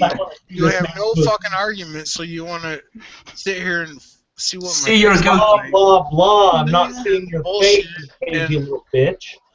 I think going back to the actual, I think at some point Bernardo started to touch on the logical argument of that if you've got one person who's endangering a lot of people, does it not make more logic sense to remove that person, even though from the rest of society to whom they could be dangerous? I don't want to sound like an internet nerd, but that is an argument ad populum and therefore a logical fallacy. Funny while you're... he has a point. So it's not actually... not really. No. I mean, anybody could endanger anyone else. Anyone is a potential threat. Every human being has power. The power of their will. The power of their will. Well, keeping that in mind. Next he's going to say every man is a rapist. Somebody is a threat. The populace. The many. No, we're not talking about potential dangers. We're talking about people that we know. Yeah, exactly. Factual dangers. No, you could then argue, well, how do we know that? But that'd be a whole different discussion. Yeah. Yeah. Hey. Your lordship. Whatever, because every person has power. Everybody could have evil lurking in their heart. Nobody brought up evil. You did. We have to get him to fix his internet. We really do. Try refreshing. Yeah, he did a bunch of times. I will do so. Oh, he's got. Okay, well, I guess it's nothingness theory time. Yeah, change the subject while he's not here, quick. Okay, nothingness theory. By the way, I love that guy. I love talking to him. He's a wonderful person. He's a good guy. On nothingness theory. He had an incarnation with an eye patch previously. Yes, that was his first thing. Okay. So On Nothingness Theory. Nothingness Theory reveals how physical laws are connected by explaining the role of attraction to equilibrium in every physical system. What is the fate in our of life in our universe? And so, so this is an overview of Nothingness Theory. A singular force, attraction to equilibrium, underlies the laws of nature and evokes the process of human thought. The ultimate expression is perfectly symmetrical static uniformity, a state termed here as nothingness, blah, blah, blah. This is seen in silence from which music emerges and to which it returns. So music emerges and it goes back and disappears. It is the connecting point for everything. The R of birth and death, the cycles of a sound wave, and the return of water to the ocean all tell the story of excursion to and from equilibrium. These are the echo of the emergence of material existence 14 billion years ago and the roadmap to its ultimate destination. Okay, so basically Nothingness Theory is like, okay, life comes into existence and then it disappears. It retreats and retracts and goes away. So, I like to propose a different way of looking at this, but first I want to know what you guys think about this. What do you agree with this? What do you think is the ultimate fate of the universe? Sounds like woo-woo to me. So it's like, that's cool. It emerges, retracts. All right. Any thoughts on this, guys? Man, I like that weed. Mm-hmm. Any thoughts, CJ? Is it okay? If I understand it right, it's almost like saying that life and the universe itself is cyclical in nature, right? Yes. And it kind of fluctuates, right? Like ebb and flow or ebb and tide, or okay. So I don't disagree with that. I think there is something like that. Now I don't know if there's actually. I kind of disagree with this the theory that's put out there sometimes that there's a point where time doesn't exist or space doesn't exist, because I think that is kind of like it has to always exist for there to be a ebb and tide, right? Now, as far as will life, okay, so say life here, is it going to just keep multiplying and changing and going to other stars or other worlds and stuff? I think we have perhaps the potential to start that process, but I do think that there will be a point where all human life will end. And then will probably be replaced with something else. Now, whether that's something else in our world or something else in another galaxy, another star system or whatever, is I think beside the point. But I think life is a organic process that comes in cycles, right? So we might be rare, right? But I don't think we're the only life in the universe. That's just my own belief. And I can't prove that I'm right on that. I'm just saying that's my own belief. And I think once our life disappears, the life on our world disappears, there'll be other life forms and stuff like that on other worlds. Now, is the universe going to go into entropy where everything goes black and everything goes dark? That's kind of an interesting thought when you take in the aspect of black holes and how something that enters a black hole is said to lose time, right? Because it goes into the black hole and the universe ceases to exist around whatever's inside of the black hole. So maybe when the universe goes into entropy or whatever, these black holes, they dissipate and they create other universes from them, right? Or other systems or whatever from them. So I think it is cyclical in nature. I don't think there's any great purpose or dictate or whatever reason behind any of it. I think it is just there, right? Like it's just a property of existence, I guess. Right, and I was going to say something similar, that I don't think life would be possible without decay. I feel that things change in reality and don't stay the same because there's the force of growth and decay pressing against each other, that there's these two aspects. So things change and become something else over time, the energy is not destroyed; it just changes form, and so there's just this process. So it's not. I wouldn't call this nothingness by any extent. Mm-hmm. It's like a reformation process. It's like a grand reformation of matter into new things with energy, and life wouldn't even be possible without the decay. And I think that we have a lot of negativity about the fact that things decay, but things wouldn't have been able to grow unless from something else they were able to take that energy and matter and restructure and reform it into something new. Right. So it's the combination of these two forces in a manner to speak. So I gotta go, guys. It was good talking to y'all. Yes, take care. See ya. Bye. Thanks for having me on. So any thoughts on that, PJ?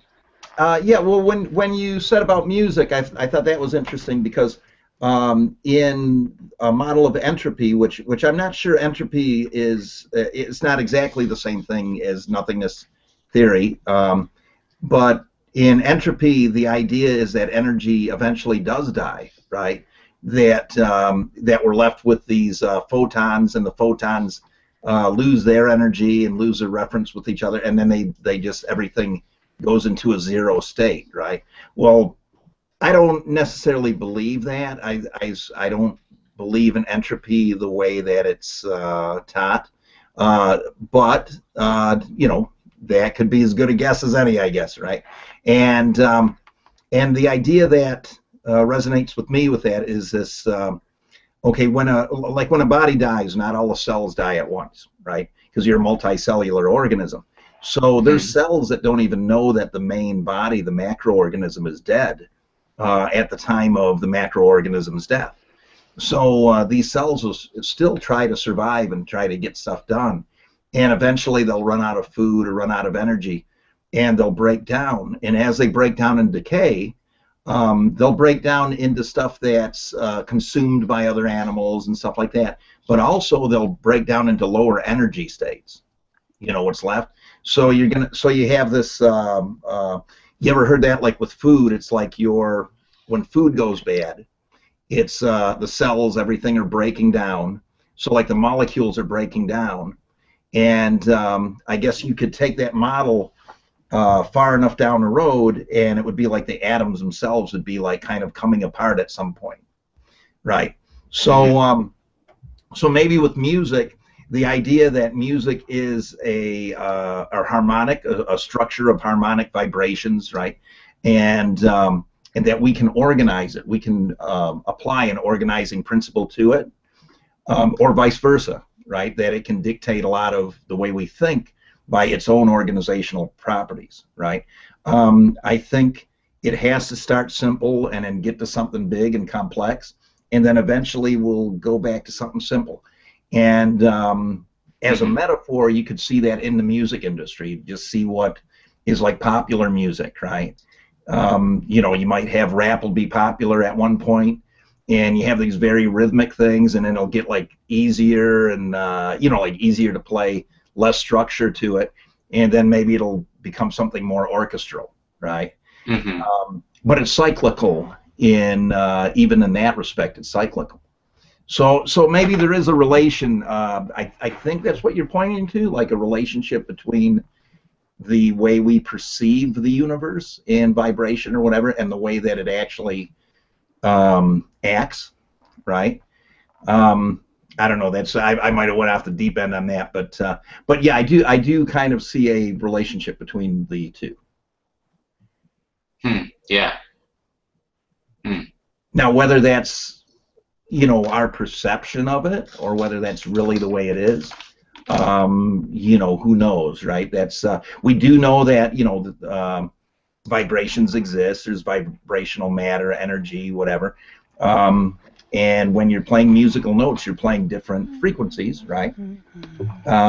So maybe the universe does something like that.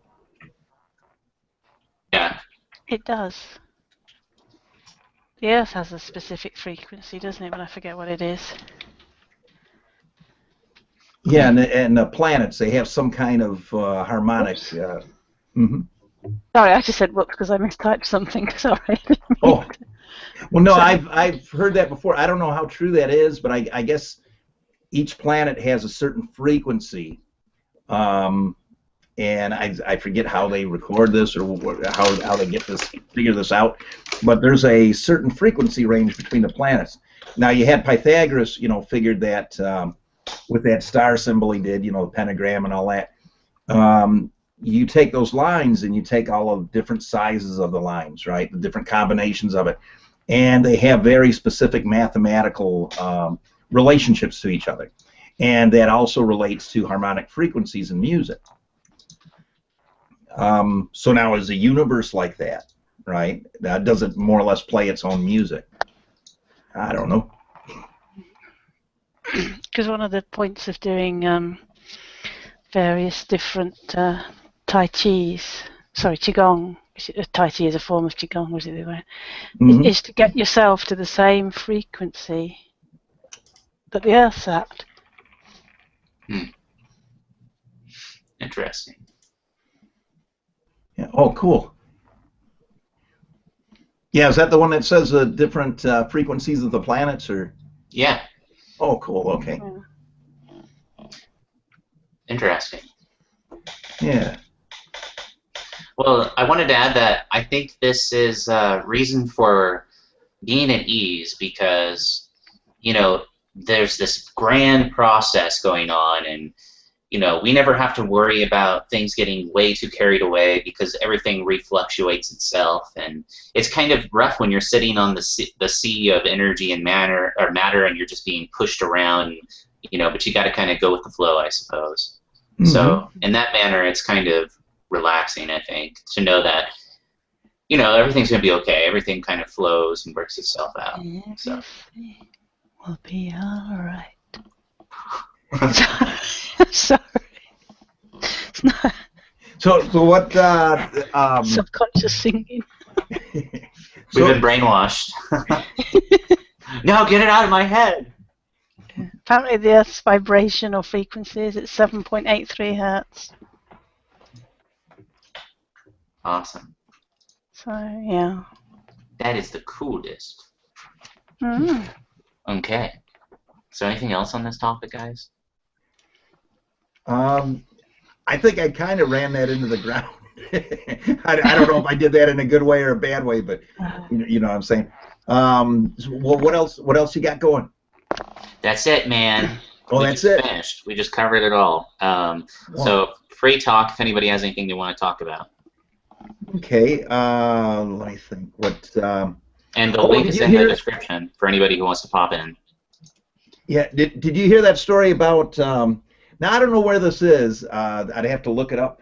But there was a vegan restaurant where it was a man and woman a couple who had this vegan restaurant. And I guess it was really, really trendy, like a big popular thing and really catching on. And for some reason they changed their diets and now they're carnivores, but they still have this vegan restaurant. So some people found out, some of the customers found out, and I guess it was like a riot. Like they were really, really pissed at these people, like wanted to kill them and stuff, right? And I don't know if it got to that point, if it was that extreme. But the thing is now, if you were in a situation where you were one of the customers, would you think less of the people that had that restaurant if you found out that they were meat eaters, even though they made great vegan dishes, and it was like your place that you hung out and you ate there all the time and all that? Would you, even though they did good by other people, do you think that the fact that they're meat eaters, that would be enough to negate any good that they did? No. My instinct is just to say no, because if someone produced great vegan food and I enjoyed eating it, but on the other hand, if I were a vegan, would I feel like my own... I suppose it depends on why you're a vegan. If you're just a vegan for purely health reasons, then no, it shouldn't make any difference. If you're a vegan for political with with lowercase p reasons, then perhaps you'd then feel that your principles are being compromised, and you would rather But, then again, it's a business transaction. You have nothing to do with the owner's choice. You know. Oh no, but you have the choice to go somewhere else. Well, Yeah, actually, exactly. in the UK, you probably don't because there's not many places. Yeah. Yeah, I mean, well, would you feel I guess betrayed by these people just because because I guess the reason would be political reasons, right? I mean, in that case, I would think so. Yeah. Yeah. Sorry, Warren in the live chat is saying, did they mislead others into thinking they were vegans? Didn't you initially say they were initially vegans and then they became meat eaters? Right. They were the story. Yeah. If I have it right, they were initially vegans, and then they changed to meat eater. And I don't know how these people found out because I don't think it was like they served it in the restaurant or anything like that. But somehow somebody found out they were. They might have gave an interview where they said something about it. And so I imagine it's political reasons, but for political reasons, these people were really, really pissed because in their eyes it was like they were betrayed, and these people were supporters of their cause, and now they're hypocrites, right? But I look at it like, okay, they may not be doing the right thing politically by them, but they're still giving them a place where they can have their vegan food, right? Especially, I mean, I don't know about, I suppose it depends on which part of America you're in, but certainly in the UK, that I think there's a pretty limited amount of, especially quality vegan places. Yeah, well, around that, there's not a whole lot. No, yeah. I guess it would matter where you're at, Is it not as popular in the UK? I don't think so. There's probably somewhere like London or some of the bigger cities. There's probably a lot more vegan places. Vegan itself, no. You can go to restaurants and they have the vegetarian option, and the vegetarian option is almost always something that involves dairy produce.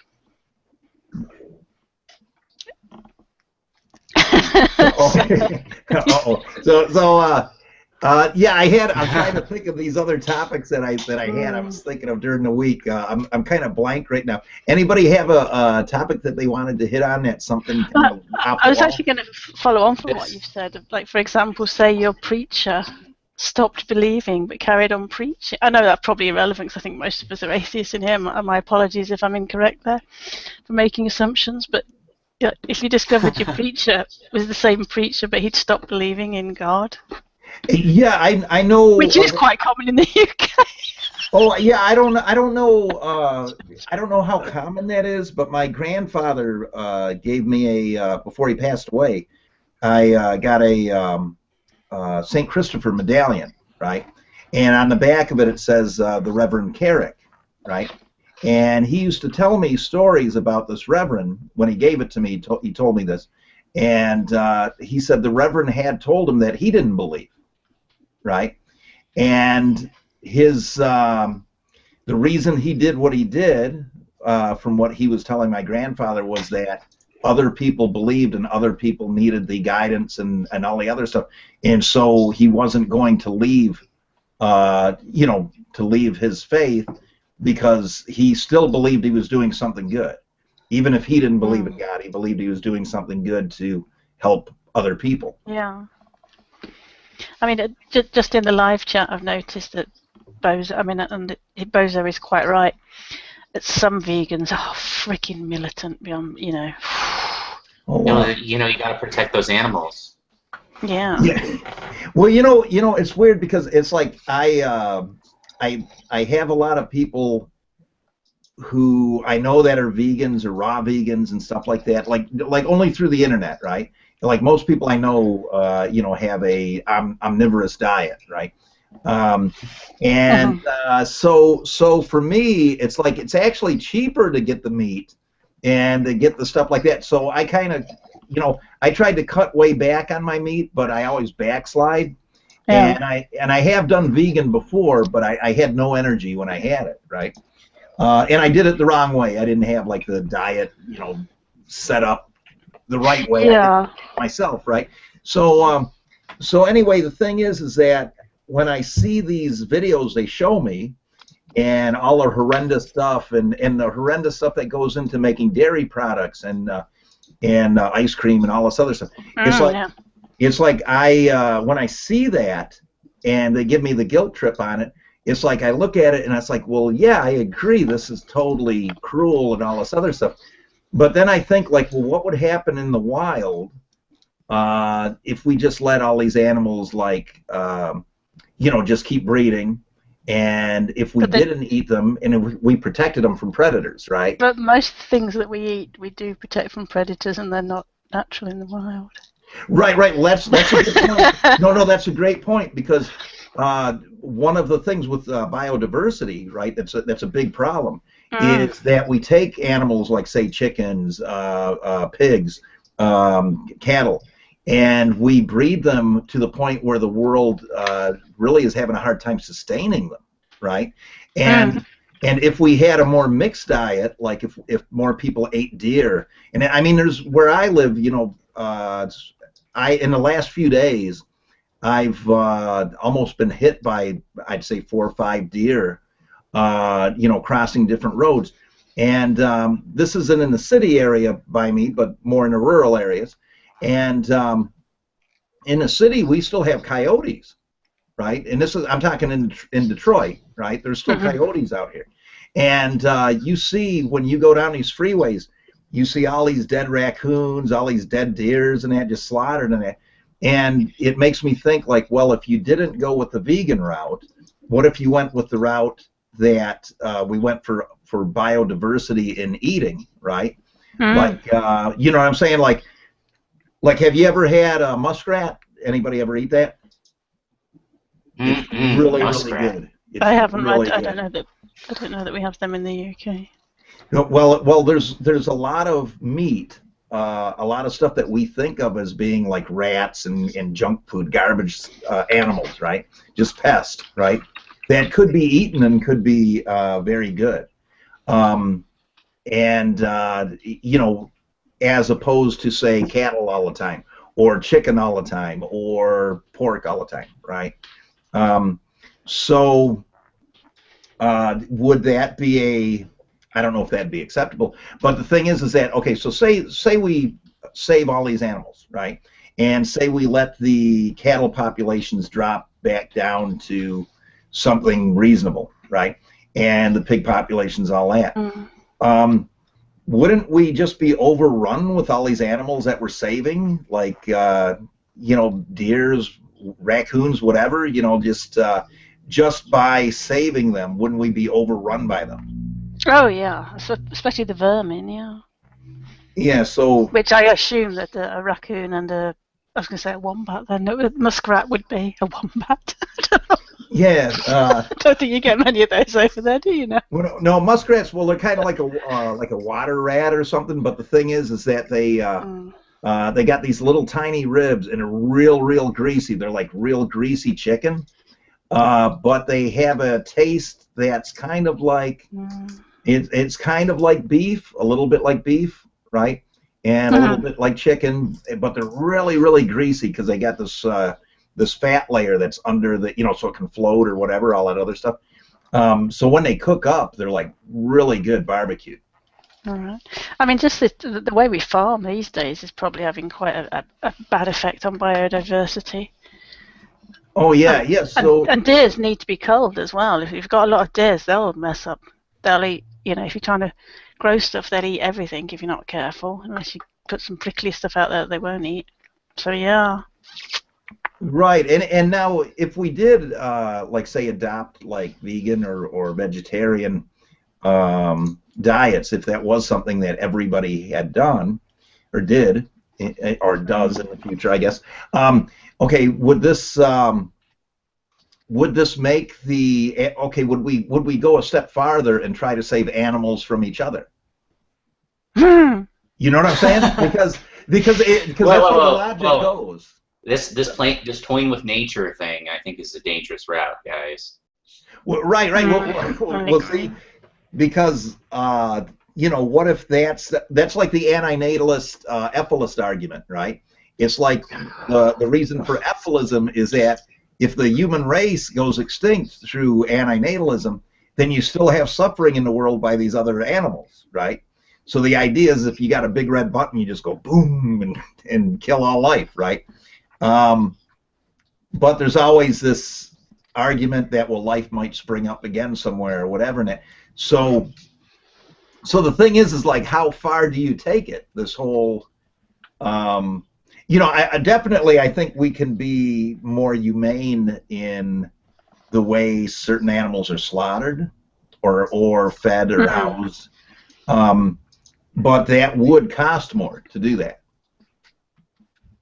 And a lot of people wouldn't be able to afford meat if we did that, you know. Yeah.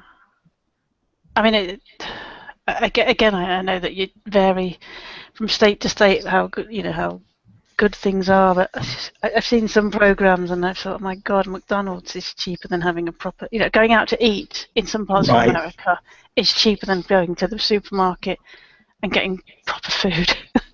Oh yeah. Well, that's the thing, and it depends where you go. What's funny is you can go to, like, say, Taco Bell and get something that's largely just beans and maybe a little bit of cheese or whatever, and you're going to spend just as much as you do for, say, getting a whole chicken dinner at KFC or whatever, right? It's the prices are comparable, right? So even in fast food, there's not a real big incentive to go meatless. So how can we solve this problem and still give Logic his burger? Yeah, I know, because I gotta eat that burger. Well, is it a nice burger, or is it from like a fast food place?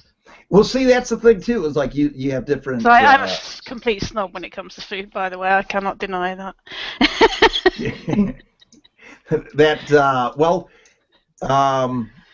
Yeah, well, you gotta wonder, like, all these steroids and stuff, whatever we're putting in a lot of this food, and pumping up the chicken with water and stuff like that.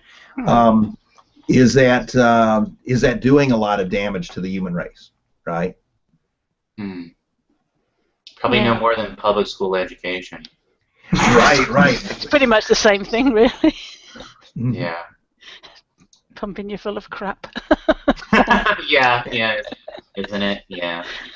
I mean, okay. I actually. Oh, sorry. I was just going to say. No, go ahead. I do eat meat, but I don't generally eat dairy. I like yogurt. And my lattes, which includes milk. Yeah. Well, I'm not saying I don't like it. Anyway, John wanted to talk about the fate of the Earth again. Universe, yeah, sorry. And that's kind of more important than dairy, I guess. Yeah. You there, John? So just before you start on that, I can say I do appreciate my privileged position of being able to be fussy about what I can and can't eat. I recognise that. I check my privilege at the door when I look in the kitchen. Carry on.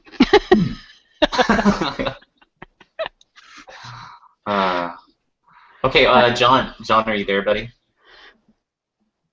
You there, man? I think his mic's out or something. Uh-oh. Well, the universe will have to wait. No. He probably going off to eat something. He got hungry listening to all the conversation.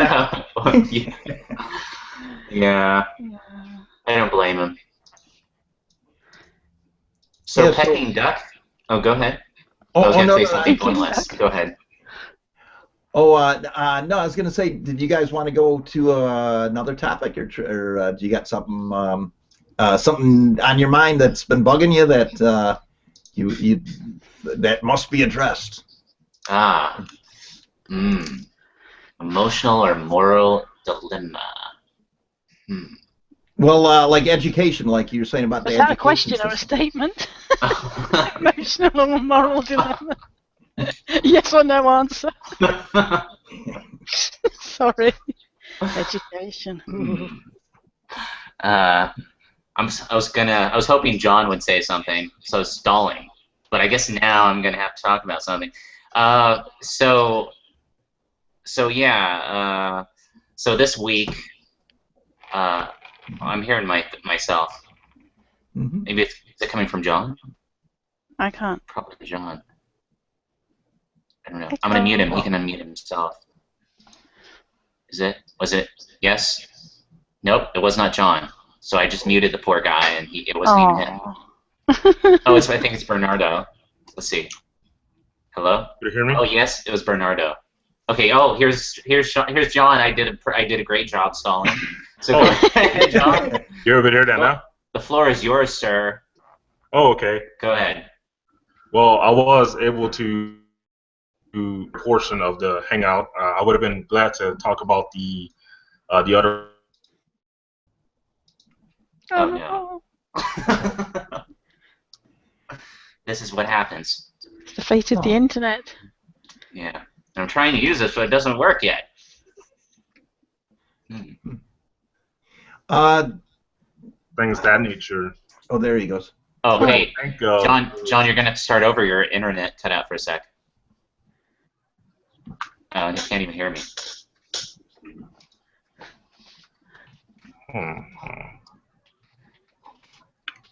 Would it be bandwidth or something like that on my end? Yeah, it would be some connection issue on your end.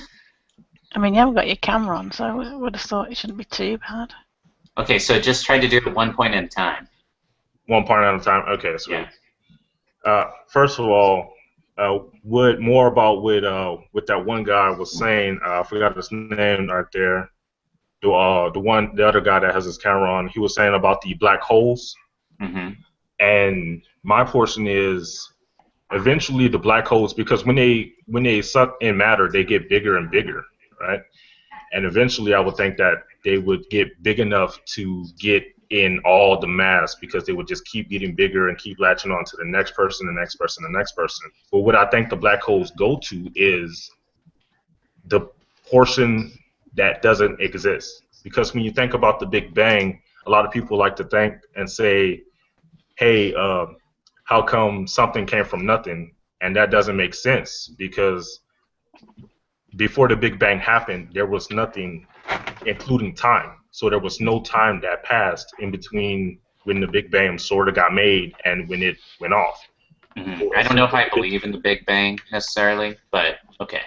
But if so, if that was happening, it would just click, and as soon as the Big Bang went off, time would start at that point. So there was never a time when the Big Bang never was, happening. That's when time started. So let's think of the universe as like a big bubble, and if you go right outside that bubble, that is the spot that doesn't exist, because the Big Bang and all the universes and all the matter and things, they didn't get to that point yet.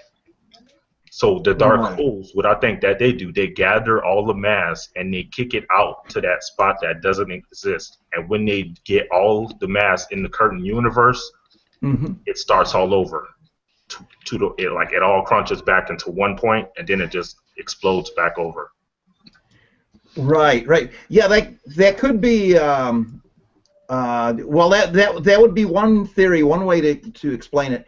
Now they have this thing, this theoretical particle, this Hawking's radiation, and what the Hawking's radiation does is, for some reason, they believe that Hawking's believes that the particles, when they enter the black hole, you have a disproportionate electron particles, right? Like leptons, whatever, go inside of it, and then it sends out this kind of like anti-proton or antimatter kind of thing, but it's like a proton shield that's around like an aura around the black hole, right? And so what happens is that this, when the electrical energy, the electrons, whatever, reaches a certain point, it negates the gravity of the black hole itself. It starts sapping away its strength. So then it just dissipates into the surrounding environment. But like what you're saying, okay, that makes sense to me, because they say if something goes into the black hole, if you could view yourself going into the black hole, if you could view the universe, you would see the entirety of the universe flash before your eyes, right? It would come to an end, because you would see all time fly by. And that makes sense to me, because okay, if you have the Hawking's radiation and it dissipates these black holes, then there's nothing left to hold, to contain whatever information, whatever mass, whatever matter is inside of the black hole. And that would be something from another time. It would be from a distant time in the past. So maybe what it does is it takes the stuff in when the universe disappears, when the black hole dissipates. Maybe that's where it starts all over again, like the Big Bang, like what you're saying. I could buy into that, and I think the Hawking's radiation would probably support it in that theory. Yeah, I think what you're talking about is when matter goes into the black hole, not everything can go into that single point because it bottlenecks.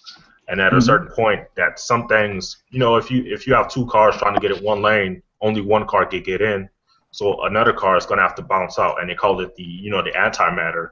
The antimatter kicks out, and that's or the quasars, or that bright light that spews out of the black hole. Right. Not everything goes inside. And it should also be pointed out that recent information on black holes shows that the scientists are now theorizing that things can come out of black holes, and so they're not quite sure what black holes are or what their function is yet. So there's disagreement in the scientific community now about what black holes are. So are they still saying it's the antimatter that comes out of the black hole whenever something goes in?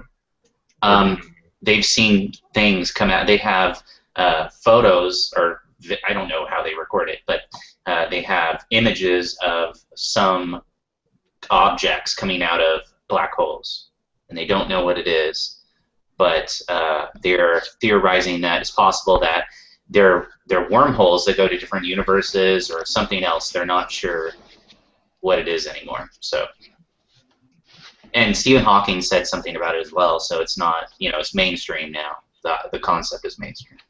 It's canon. Yeah. So, but I mean, this, you could be right. I mean, it could be what you're saying. So it's hard to say. Does that affect what you're saying? No, I mean, it was just a little theory, something I like to play with. I mean, honestly, everyone wants to know what is going to happen, because we're not going to be able to live until that happens. So it's always going to be on our mind, regardless.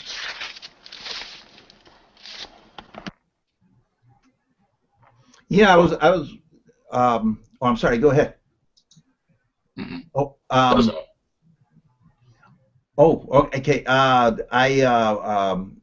was watching this thing with Julian Barber where he's arguing about time, right?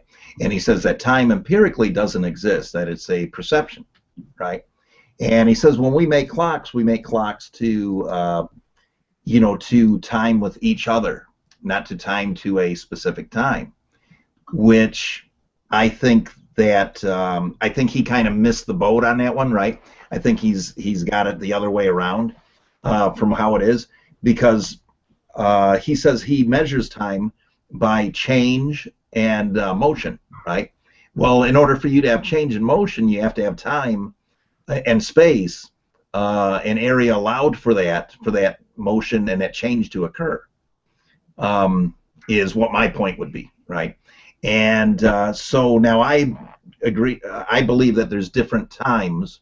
There's a type of empirical time, and then you have local time, and relative time, right? Yeah, relative time, yeah. Yeah, and then you have the perception of time, which is different, right? That's like in your consciousness, and that perception of time, when we set our watches and stuff like that, we could be using that to set these things, but they are actually functioning in time. See what I'm saying? He's trying to make the argument, Julian Barber's trying to make this kind of argument that time exists because we observe it, kind of like the same way we'd say electron states change when we observe it or whatever. I disagree with that myself, but he's the guy with the he knows all that stuff. Yeah, well, when you talk about imperial time, I think that everyone can easily say that our perception of time can be sort of a rhythm. I mean, you can keep snapping within the same pauses and kind of get that rhythm. But what is a second? A second is, you know, something that humans made up to qualify, to represent a certain period of time, which is 1 second to us. I mean, 1 second to other beings in the universe could be something totally different. And like you said, relative time, I think I was watching a video of if there was 2 spaceships going through space, and one was going at one time, one was going at one speed, and the other one was going sort of close to the speed of light. If they both shoot lasers out, because light has a constant time, the beam that's going, the spaceship that's going at a slower rate would reach, let's say, 100 yards in how many ever seconds, but the other spaceship beam would reach that same point in half the time.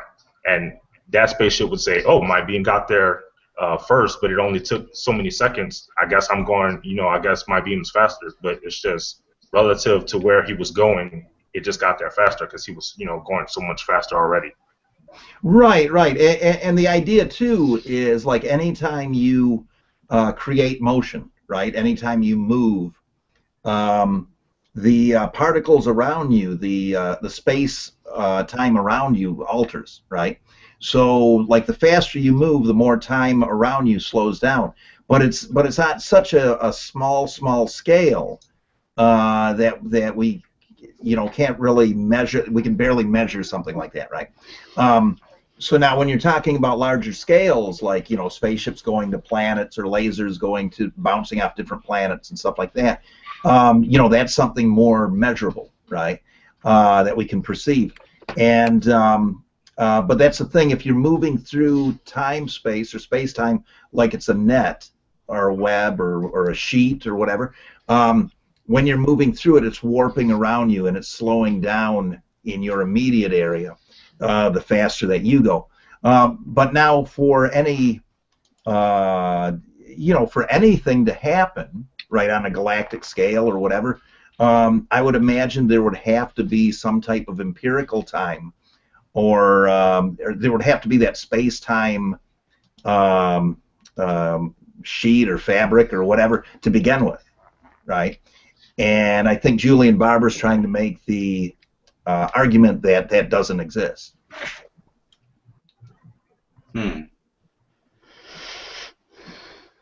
Yeah, so... yeah, I don't know.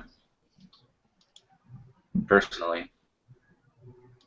Yeah, but well, it's like gravity. Okay, you know the thing about, like, everything has gravity, right? Like, everything with mass has gravity. So, like, you could take 2 pieces of string, and if you could measure it on a small enough scale, you would see that the pieces of string towards the bottom are, like, pulling towards each other, right? But at such a small scale, it's like you're not going to notice it in everyday life, right? But that warps time too. Yeah. So I think Dee wanted to say something. No, I didn't. I was just opening the window because it's a bit warm. So, contrary to the rumours about the UK, sometimes it's warm. It feels a bit clammy in here. This does, actually.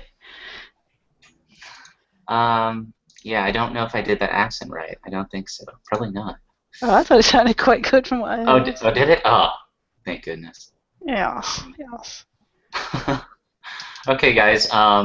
If there's nothing else, I think I'm going to start ending these hangouts a little earlier instead of going all the way to the 3-hour mark. Anything else you guys want to talk about? Any last topics? Any last requests? Any last requests? Yeah, bacon sandwich, please. Okay.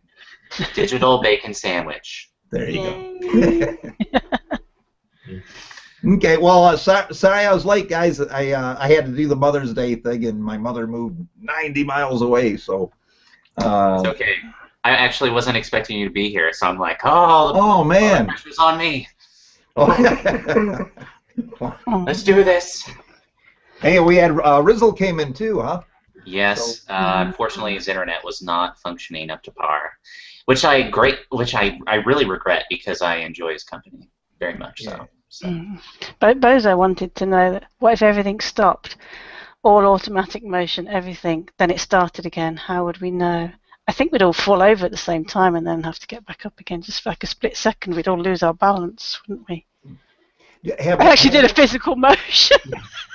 I'd like to. Have any of you ever seen Primer? Don't think so. The paint? No. Primer paint? Well, yeah. You rang a bell for some reason. There's a really good indie movie about time travel called Primer. Oh, cool. I think you can get it free, like on YouTube or whatever. But if you ever get a chance to see it, it's pretty good. It's not terribly long, right? Okay, I'll watch it and we'll talk about it. Oh, okay, cool. Okay, so I guess you're closing it out. Any big closing lines you want to? Yes, someone needs to sing My Sharona for Bozo. My Sharona. My Sharona. Have you heard the version of My Corona? 10 Coronas. Is it My Corona? I thought that... Is 10 that Coronas. That's a parody of the same. There is My Sharona. You know, the Corona Beer Company should do a commercial with that song. My Corona. I think that would be an effective. It's 10 Coronas. I think it's how different people look after they've had a few beers. Right. It's a long time since I've heard it, but yeah. My Sharona. Who did that? It's going to bug me now. The Knack. The Knack. It was Doug Feiger Doug Feiger in The Knack, and Jeff Feiger is a lawyer out here. And Sharona, her name's Sharona Alperin, and she's a real estate agent. What's that? Was it based on a real person then? Oh yeah, and she's a big time real estate agent in Hollywood or something. Anyway, if you go to a real estate site, she has a song My Sharona when it goes on there, which is hilarious. Yeah. Trying to find the 10 Corona song. Let's have a look. I don't know. Dang it. Oh, well. So, confused by the fact there's a band called the Coronas. Oh, is it? Is there? So I was fucking... I guess they didn't do so well because I've never heard of them. So. Oh, it was a silly parody. Oh, okay. However, next week I want to talk about exorcism. So. Oh, cool. I become an exorcism fanboy, and I'm like. It's 9 Coronas. It's 9 Coronas, and it's by Weird Al Yankovic. That's not his name, really, but anyway, carry on. Pretend that never happened. You're not going to bring a demon, are you? No. You see, no, I don't have the expertise to perform the ritual, but I'm curious about, because the thing is, I think. For example, if there really were exorcisms and people really were doing it, and there really was proof that people are infested with spirits of some sort, then that is the strongest proof for the existence of some kind of a God type thing that I can possibly imagine. So if you can't prove God exists, you can prove there's some dark force of some sort, then I think that's just as good of proof for the alternative. So. I'm fascinated. I'm interested because it seems like there are priests that do it, and it's a thing, and I'm curious. So we'll have to cover the Satanic Panic too. Yes, yeah. They had back in, I think it was the 70s. They had a bunch of like people were kind of obsessed. The American public was obsessed with the idea of demons and Satanism, and like everybody wanted to kidnap your children and like sacrifice them, right? And so they even had like Starsky and Hutch episodes and stuff like that, where Starsky and Hutch was like going up against exorcists, or not exorcists, but demon worshippers, stuff like that. So yeah, and then the FBI, from what I've seen, they say that there's very few cases where somebody's actually the member of a like a satanic cult. But back in, I think, the early 80s, late 70s, whatever, it was like a big thing where people really thought, like, some people thought, like, their neighbors could be part of a cult, satanic cult or something. Mm-hmm. Well, look at all the Hammer House of Horror films that were, with Peter Cushing and Christopher Lee. A lot of those were about that kind of stuff. Yeah, the 60s and 70s. Was it the Hammer House of Horror? It was, wasn't it? Yeah. Oh, yeah. Showing my age now. Okay. Well, they made it on the Star Wars, right? Who have? Peter Cushing and Christopher Lee. Have they? I did not know that. Wow. Yeah. I only like Captain Luke Picard. I'm not interested Picard. in any. When I was a kid, I used to like that character. Anyway, you guys, so if nothing else, I think we're going to call it quits. I'm going to stop the broadcast, and then if you guys want to join, I think I'm going to be here for a few more minutes. If you guys want to join me when I'm off the air, that's okay. Or not, whatever. It's all good. And I'll see you guys next time. Don't forget to subscribe, like, and share the video. Basically, that's how people watch this, because this isn't something that normally pops into Google's stuff. So feel free to share this with your friends and your circle, and that will help the hangout. So anything else, you guys?